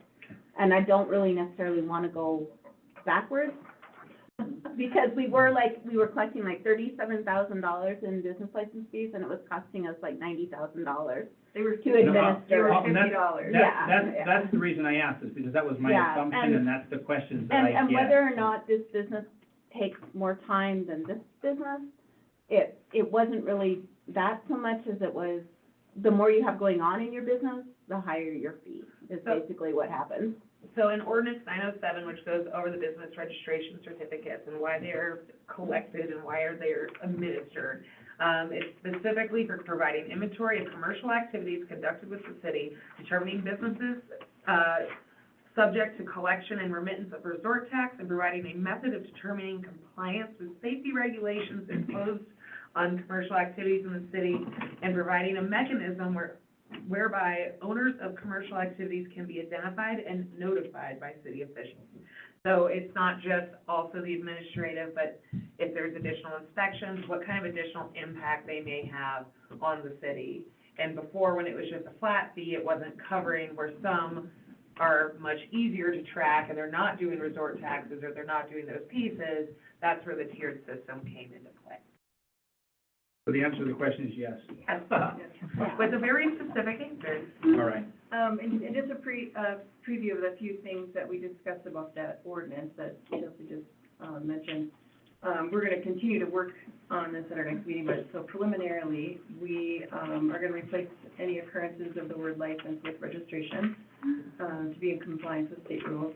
We are going to be dropping, the ability to transfer business registration certificates for any business that is sold or otherwise transferred to new owners. And of course, there might be a couple exceptions to that, but that will go away. We also talked about how to handle organizations that sponsor other businesses, such as the farmers market, Market 5555, that have sort of an umbrella and will submit resort taxes for those entities, that, so they don't have to pay a $500 bond and go through the process of registering with the city, if they can operate under the umbrella of the system. Yeah, so figuring out what those look like, I think there'll be, I'm really excited about that conversation. I think it'll kind of clean things up a little bit and remove some questions, but. And the ordinance isn't up for vote next time. No. We will have it hopefully we'll have, that for discussion next time. Yep. But we will have the fees structure The up resolution. for action. All right. Anything else from, admin and finance? That was, just the last thing on our agenda was, that the city is reviewing, their personnel policy and updating things moving forward. we don't know what all of that is, but that is and will be in the works, and when it's finished, it will come to council for review and approval. And there may be some things that get addressed preemptively on a piecemeal prior to an approval of the full policy manual, just out of timeliness. All right. Land use and planning. Yes, the planning board noticed that the, rankings that we had in our hands that we dealt with last meeting weren't all correct, so they have corrected them, and I'm gonna pass these down so everybody has one. So they did discover that the city council's ranking and the planning board rankings were actually quite in step with each other.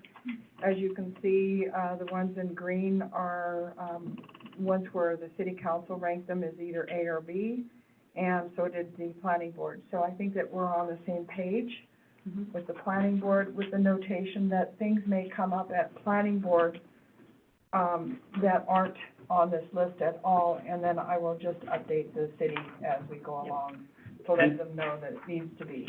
So I think no formal action is required from this body other than just kind of a general, straw poll acknowledgement that we're good with the council liaison relaying that information on. Yeah, and then, you know, if we had any really specific questions about it, we could have her go back to the planning board with it, so. Yeah. Rocky Fork Inn, there was a large discussion on FEMA will, because they're in the floodway, FEMA will offer them 75% of their pre-flood, property assessment in cash. And we've been talking about in-kind and all those other things to make up the other 25%, but the mayor rightly pointed out that that doesn't really help the homeowner. He still only gets 75% of his value in cash. So, there was a long discussion on that. There are other homes in town that were damaged, but, there's only the Rocky Fork Inn and Eagles Nest that are in the floodway, so FEMA will only offer that deal to those places in the floodway, which they could, condemn the property if they opted to. That is one of their options. If it's less than 50% damage, you can rebuild. If it's more than 50% damage, the feds can condemn the property. So, unfortunately, there are a lot of properties that had a lot of damage, but cannot, apply for this FEMA money. Because they're not in the floodway. Because they're not in the floodway. We looked at the Yellowstone Wildlife Sanctuary that will be presented later. We thought that it looked lovely, with no changes to the current resolution that we'll be addressing. Rodeo Park, MOU, a resolution of intent. Right now, what we're proposing as Rodeo Park, it has a current lease with the airport board. So we could still turn it into a park, but it'd either be a lease or an MOU, and that's something that'll have to come up later, I believe. The mayor's working on that too. We talked about events versus land use. Events may cause expense to the city, private events versus public events. The plan is to look at the forms and see what we need to do. We're going to pull the forms, look at ordinance 960 and the fees, which is resolution 3623, and may have forms for an event for under 75 people or over 75 people. That number they took off of Whitefish. Whitefish has some really good stuff there. Can I ask a question? So this we talk about land use fees and events. This is something that's been through the wash a couple of times now, and I get mixed input and reaction from council members. Does council have an interest in revisiting and cleaning this up, or does council as a whole want to step back from this and worry about other things for a while? feel like we have a pretty long laundry list at the moment. That being said, I would like to take a look at it a little bit more in depth personally, outside of this table. And then at that point, I can make a more reasonable, like, if I see big red flags, then yeah, I'll want to pursue. But if I don't see big red flags, then be happy and content. I guess I just want to clarify, particularly this part of the agenda is driven by council and their desire. And I think this is something that I mentioned once, and it made it there, and it hasn't migrated off. And I just want to make sure that it's council's will to move forward and discuss and take this up, so. The only concern that I had was, is if an event has an expense to the city, I just want to make sure that that expense is covered on that form for the event. Okay. And that was kind of the thing that triggered this, is if we're going to have a recuperation of expenses, it needs to be a form that's as direct and straightforward as filling out a reserve tax form or any other federal form. It can't be arbitrary, it's gotta be Written. It's gotta be, you know, if you apply for a daycare license, you must have X people for this kids. If they're under this age, you need to have this, you know? If you're gonna have 1,000 people, you're gonna need 2 officers. If there's alcohol involved, you're gonna need 3, or, you know, whatever. It just needs to be absolute so that it can be applied equally and not get us sued by applying it. That's my only request. Why don't we leave it in committee at this point? Okay. And then continue. And that's it for me.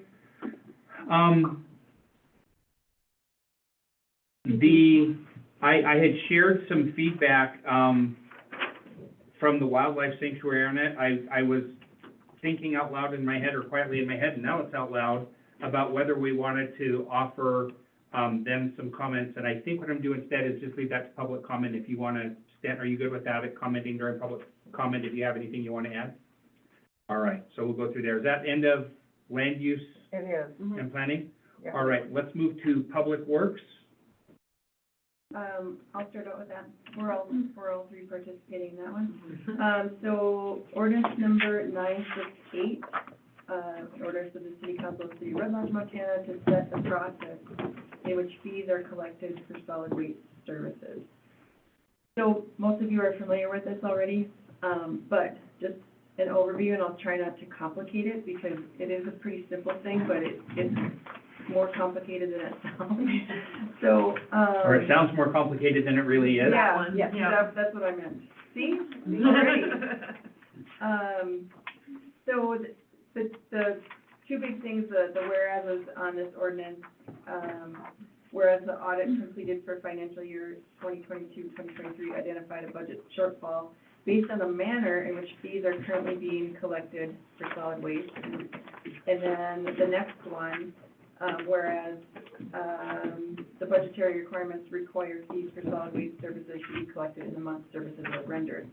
So in some cases, the way that we are doing it now is we pay our solid waste fees on our taxes.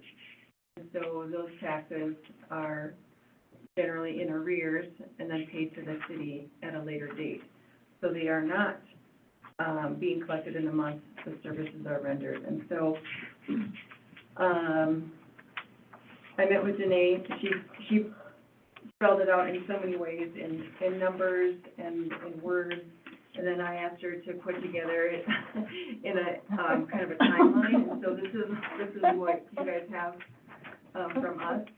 And so it kind of shows, for example, in 2023, we are, which is blue, we're paying Republic Services $44,000 a month.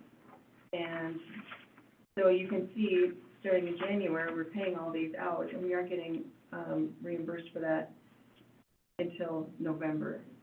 So I would point out that the city is not a bank, but it's been doing this for a long time. And so our 2023 second half taxes are not paid until 2024 in May.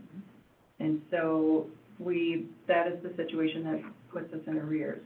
And we end up 32,000 plus overdrawn while we're waiting for it in that account. Yeah, for various reasons, some people don't pay their taxes on time, and so we don't get our money. The city doesn't get their money. So anyway, what we're proposing is to move that fee onto our utility bills. So it will be with water, sewer, and recycling. And, starting in July of this year. And so, you can see where that changes. Then we have collections for services being paid in the same month that we're collecting the money. So, but we do have a bit of catching up to do. And so the tax bills for 2024, which are paid in November of 2024 and May of 2025 would still apply. But because we've already started that payment system this July, we would, it would only be half the amount normally, that are on the taxes. Does that make sense? So then by the time we get to the, June of, a year from this July, we will be caught up and, actually have a balance for all the money that basically we lent the citizens of Red Lodge. So the two parts of this are, you as council need to do the officials to make that happen. And the goal is to have that ready for next week, is that correct?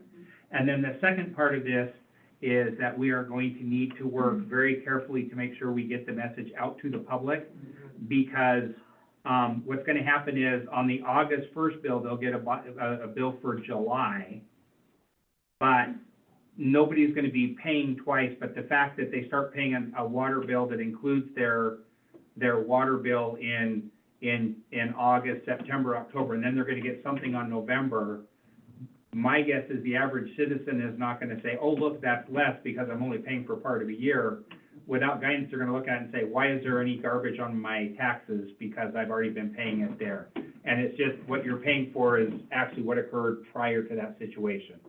So we will work to make sure that is very publicly noticed, as opposed to collecting money as much as a year and 4 months or a year and 5 months after the services are rendered. Because those services are going up, but we're not collecting on it until a year and a half later. So, yes. How much would you have to collect not to add anything on the property tax bill? And then it would be much clearer. I mean, you would just be paying more to get caught up. Well, the problem goes to, there's a two-part dilemma. One of them was, do we need to adjust rates because we aren't charging enough, which is how this originally appeared. When Danae put it out, I love the big version, when she put it out in the time chart, it turns out that we are charging at an appropriately escalating rate, but the problem is we're not getting it till a year plus later. Right. And so, in order to do what you're proposing, what we'd be doing is actually upping the bills to accomplish it. Well, you would just be collecting it monthly to get caught up, and instead of getting a big But chunk. that would be a fee change, which is an ordinance and 2 public hearings and all sorts of Yeah, stuff. Because the $140,000 that's proposed here for November is actually collecting what was in arrears. That is a true statement. And so- And the water bill would But not still be even paid in covering it. arrears. Yeah, but I guess I don't understand. It's not really a rate increase, you're just catching up with what was already owed. Right, but this is the way to where you don't have to continue to change that fee from really high to lower. And I think it might just be a little bit easier hit first thing out the gate. When you say take more up front, that to me, I No, don't I'm understand how just that's not a saying- rate increase. See, because you're catching up you're in arrears. You're like 6 months behind in your collections. You've given the service. Yeah, you've given the service to people, and then you collect the premium for that service, the fees for that service 6 months later. Or more. Or more. It's as much as. So you have this negative balance that you need to collect. So it doesn't matter, you're still taking a big chunk. I mean, it's half of what you were taking on property taxes, but you're still also taking it monthly to get caught up. So I guess to me, it doesn't really matter if you, it does matter to some people, but if you increased your monthly and just didn't add any to the property taxes. I think it's gonna be easier for folks to take it in the twofold. It's harder to explain, but I think, I guess that's, I'm just feel trying to 100 figure out how to make it so to- people can to me, understand it. The increasing it up front is actually a fee change is the only way we can do that. So what we're doing right now is not talking about changing the water bill or the trash charge, I'm sorry. Okay, It's just putting it, it's the utility. putting it on the Yeah, utility okay. bill as opposed to on taxes. Mhm. What you're talking about saying more upfront would actually be a change in the They would cost of the consider that? utility. Yeah. Legally, that's what it would have to be. Okay. And then you would want to undo it a little bit later. Yeah, and you then- would have to undo, I mean, you'd So- have to lower it back down, so it was what was actually, So this is a Sorry. mechanism that doesn't do that. And Okay. like I said, I think, case in point, and we'll work with it's gotta be something that we make sure we explain. yeah, I think it's Really, just, I'm just really trying to well. think of ways to make this easier on people to so people understand. We so. haven't, we have until August, and really, we'll have to refresh, it when it comes time for tax bills getting close, Uh-huh. we'll refresh that and say, hey, remember, there is still gonna be something that shows up as trash on your bill, On your water- but on that your was for utility- January, on your not for tax. July. Okay. yeah, and I think it'd be pretty easy to get something out, like, we send them with the water bills, but for like multiple months. Multiple months, they're Right. reminded. Essentially, like, show, like, this is what you're paying now, this is what was paid then, at the end, it's So- all clean. And the other Send part a of that, spreadsheet, they'll love that. Yeah. Yeah. Okay, yeah. and the other part of the story is to make sure that people realize that what we're paying for trash in the city It's so is, much less. is $27 a month, which my first thought was, and then I looked at somebody in the county who's paying 68, and so we do get a significant discount Mhm. being within the city as well. So, there will also be, it will also be on the property taxes then in May of 2025 as well, No, according to this? Well, Right here? it'll be split, so, Yeah, so it's the according to amount this will right here. be half of what we usually charge for, but it'll be split between the two payments, like regular taxes. because that's the year and 4 months or whatever sort of a thing. Right, yeah, so, So we'll have 3. Yeah, we collected a year and a half after, yeah, so. Yeah. Councilmember, Conley. When it was discussed last meeting, I thought it was a raise and fees. And then, once we started talking about the tax, because our property taxes are billed in arrears, the problem is we've paid the bill January through October, then in November we get paid for January through June. Mm-hmm. And so we're always at a negative, and we always have been. So nothing has changed. And that was my initial understanding when this was presented to us, is that we weren't charging enough. And it turns out we're just charging, we're charging a year and a half after the We're rate. charging oddly. We're getting paid eventually. Yeah. And the problem is, if it were a standalone account, it would always be a negative. Instead, the city's always gonna have to feed that account to keep it going. yeah, and at one time it was on the water bills, and then they went to the taxes. This is- And the So- auditors called it out as an opportunity for improvement, and we thank them and say thank you for the feedback, and we move forward. And here's the thing is, I went to my tax bill and, I paid $349 for a year on that, which is $29.08 per month. Mm-hmm. I checked with somebody who lives outside the city, and they pay $720.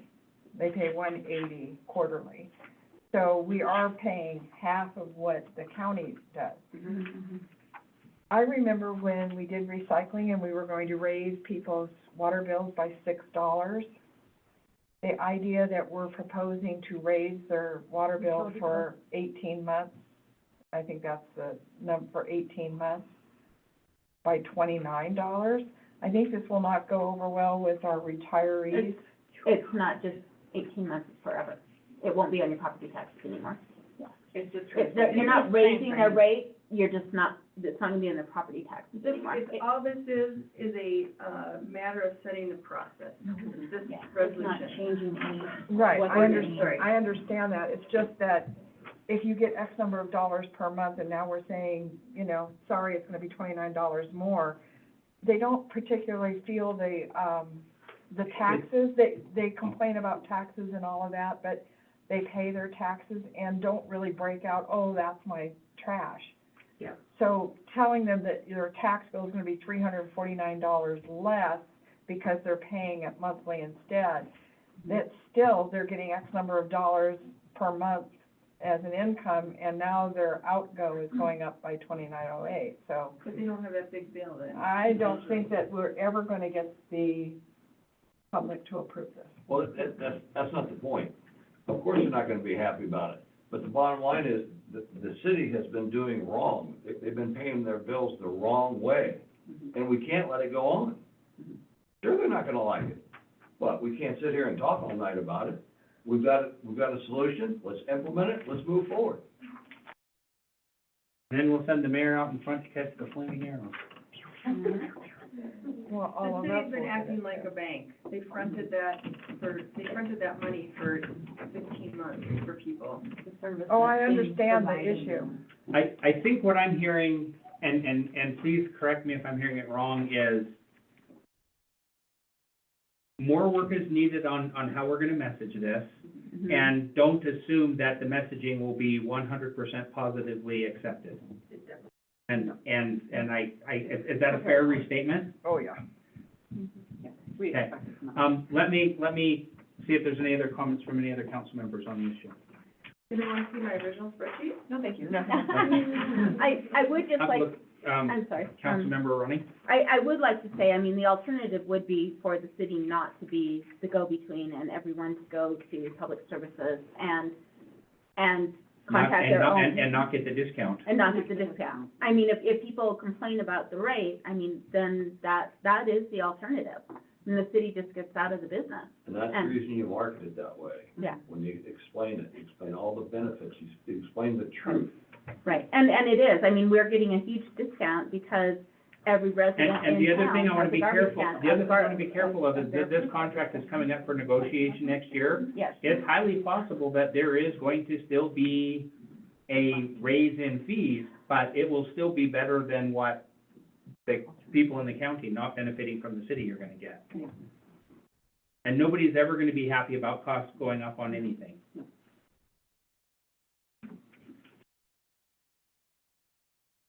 People where Chelsea used to live and picked up their garbage in the forest. That's true. Councilmember Tupin. So, my only sad feelings on this, my only downer feelings, just something I want to be very clear, and I've said it at pretty much every conversation that we've had, but I want it to be publicly said, or stated as well. I just do worry about the negative impact it might have on long-term renters. In terms of the fact that when these were built into taxes, likely the tenants weren't paying those trash fees, and now that will likely end up being a fee that is put on. And again, I'm not gonna speak for every landlord.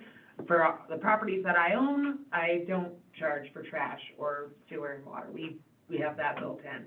For the properties that we manage though, that is billed out. So again, just one thing to consider, and it might be something we wanna work into our language in terms of how we can build that in for homeowners when we put that out there. It's like, hey, if you're renting, consider building this into the rent versus making another bill that a tenant has to pay. I mean, granted, they're paying the same, but sometimes it's just a lot easier to plan for it and a lot easier to chew when it's one big bill versus getting, $130 from the city. In the interest of time, is there any input from council toward the Public Works Committee about things they might want to make sure they take into account and consider in their language on that?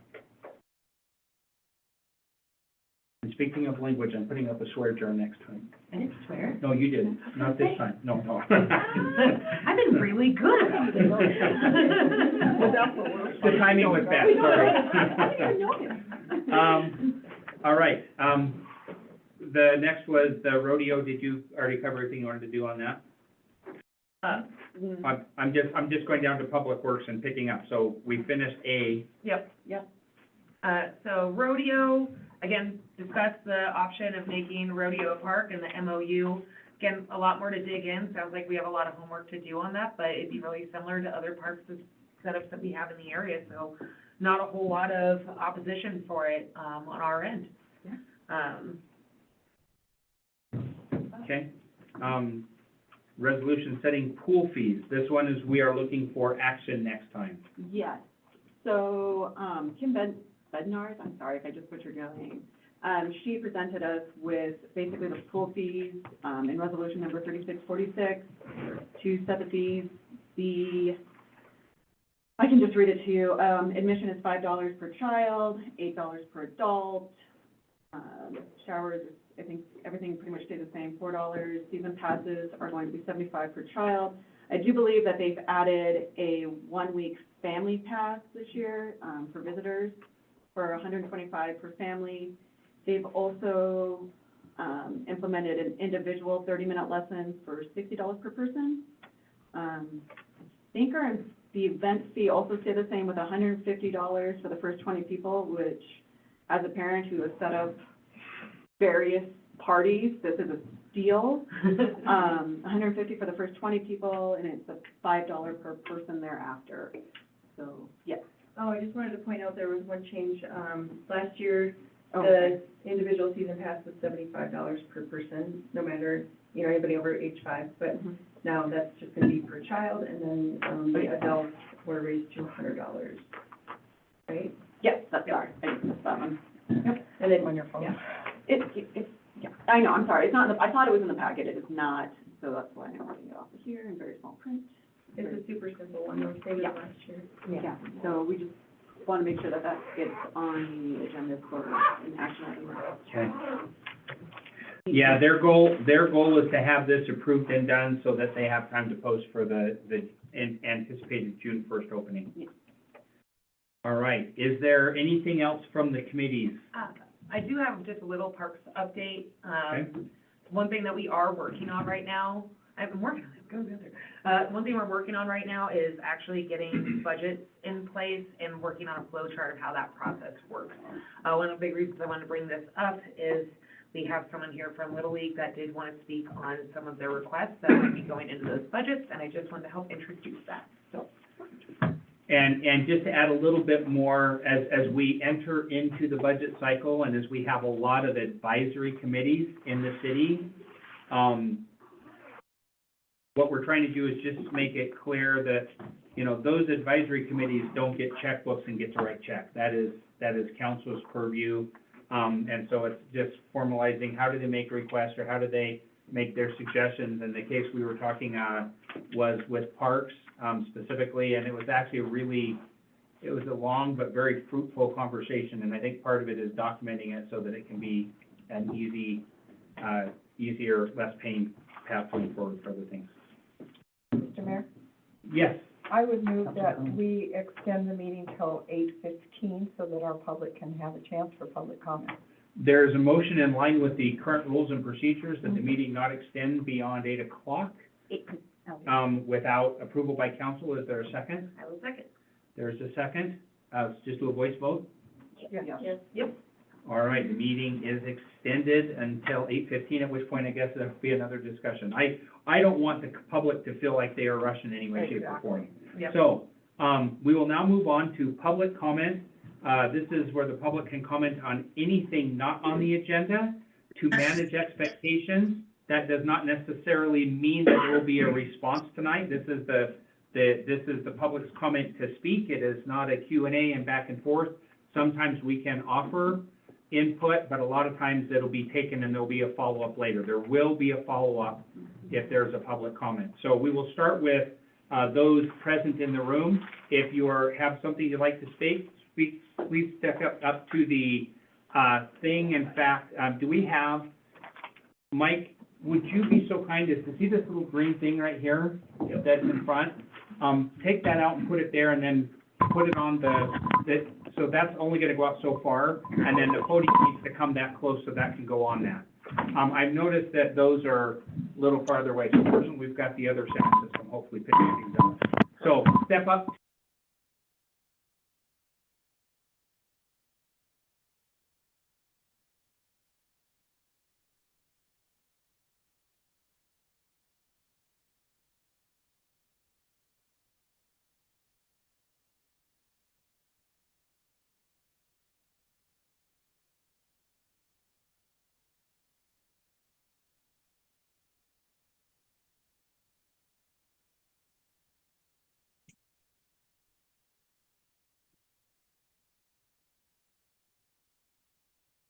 Oh, here.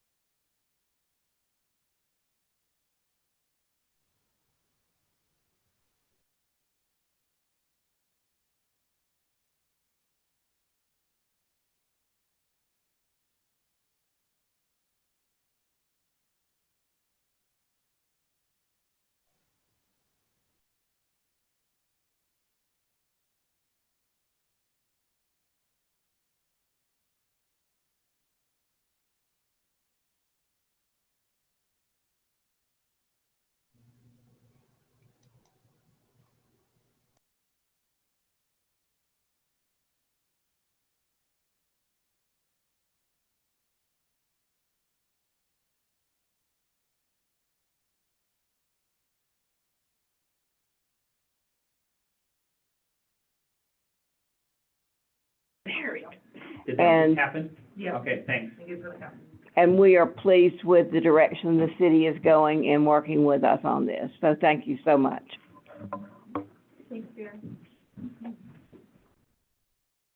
All right, anyone else in the room who would like to address the council at this time? Beth Hutchinson, 219 West 12th Street. I'm excited to see the way you people are working together. More so even, I'm excited to hear the quality of your discussion, the things that you're questioning, the detail that you're bringing out, because it really makes it possible for a citizen to interact with you. I want to sneak something in that's illegitimate. Think about senior taxes, that people get 80% off their taxes, they get 50% off their taxes, and I'm not going to say what it relates to. Thank you. I think I would like to research that, because I don't know if it's fees that are collected on taxes that it does not get discounted. So tax rates are different things, so the fees that are on their tax statement are still there, but thank you for that. thank you for raising the question and the thought, I appreciate it. All right, anyone else in the room who would like to address the council at this time?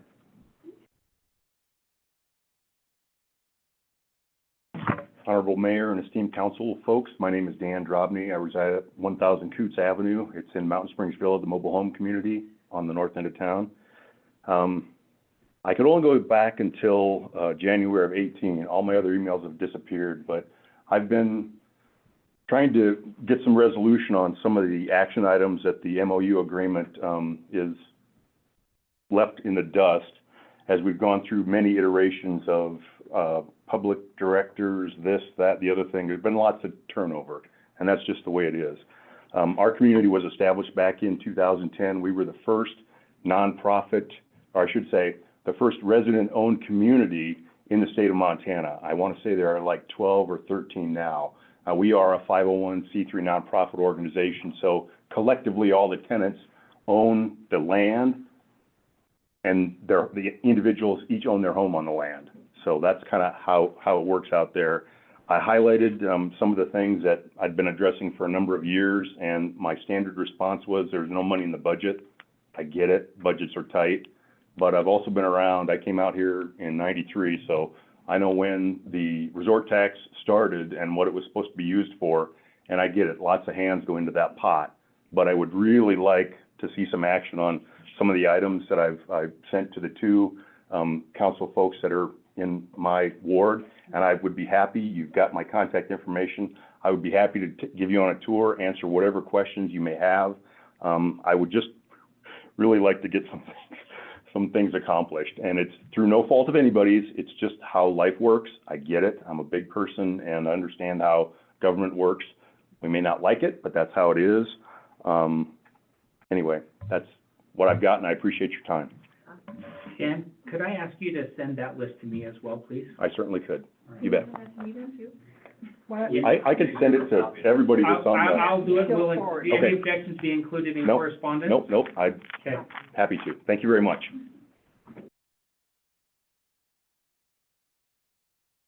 All right, anyone else in the chamber who would like to speak before council?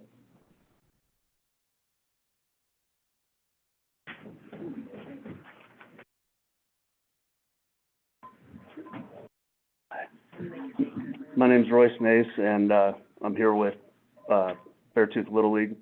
I guess I'm just gonna say that we've had some talks trying to get the baseball fields improved. We can't have a game this year until there's improvement.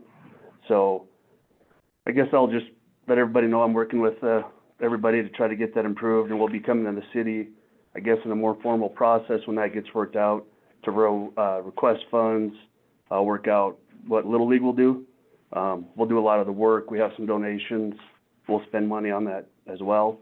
So I guess I'll just let you guys know that's coming down the pike. Okay, That works. That works. All right, thank you. So, And if I may, just to add, some information to council, there's a good possibility that the match of the city part is already budgeted, so it's not necessarily, so it may just be a matter of the Public Works Director, exercising his budget. So this is not necessarily new stuff. This is stuff built into the budget that will be directed to projects X or Y. So we'll keep you posted as that is, but this is stuff we're talking about for this fiscal year, not for next fiscal year. So just wanted to clarify that. yep, we'll be working with you guys on that, I guess. Yeah, cool. Thanks. Thank you, Roy. And they're already working with Parks and the Public Works Director, so. Thank you. Anyone else in council chamber? All right, let's switch to anyone online. I see hands. Let's call Angie. You have a name. You have the floor. Hello, everybody. I'd like to, can you hear me? We can, thank you. I'd like to also chime in with Beth about what she said. I think the meetings are going really well and want to compliment you all on that. What I wanted to bring up was I'm wondering, not to complicate a topic that's simpler than it sounds, but with solid waste collection, it seemed like many years ago, maybe it was even in the 80s, early 90s, that there were two sizes of poly carts. And the people that had one small kitchen bag of trash each month, or each week, I should say, paid less for their smaller poly cart. And so I think I heard someone say tonight that in about a year, the negotiations were coming up again on the contract for solid waste removal. I would just hope that maybe some discussion could happen on that, and it might also encourage people to recycle more and maybe to consider what kind of packaging they're buying when they buy foods, et cetera, et cetera. So that's all I wanted to say. Thanks. All right, noted, thank you. Yeah, currently it is worth noting that there is not a price difference on the big and the smaller ones, but that's what negotiations are for, so thank you for that input. I see another hand, Zoom user. Well, hello, this is Kristen Cogswell. Good evening, Council and Mayor. Thank you for serving, all of you. It's much appreciated. I just wanted to highlight, Alan has done a lot of work on the solar project, and he knows what he's talking about. I don't see the wisdom in giving up a $2.5 or $3 million grant that could save the city a lot of money. At the next meeting, you could authorize him to at least submit the grant, and that would give you time to learn more about the project. It's a neat opportunity that's rare and would save the city a lot of money. I'll just add, my house's utility bill is $4.20 a month, and that's because of the solar panels that are installed and cover all of the energy used. There are no moving parts. So please consider hearing Alan's presentation and authorizing submission of the grant. If we were to be so lucky as to receive the grant, you certainly could decline it if you so chose. Thank you. Thank you. Any other input, any other comments online? Any other comments on the floor? Going once? Going twice? Going 3 times? We'll close public comment. I will entertain a motion for item number 13. I can make a motion to adjourn this meeting. I'll second. Thank you all. Thank you very much. We still have one of my Lonnie, as quickly as you were able to wrap up your thing, Andrew, you are welcome.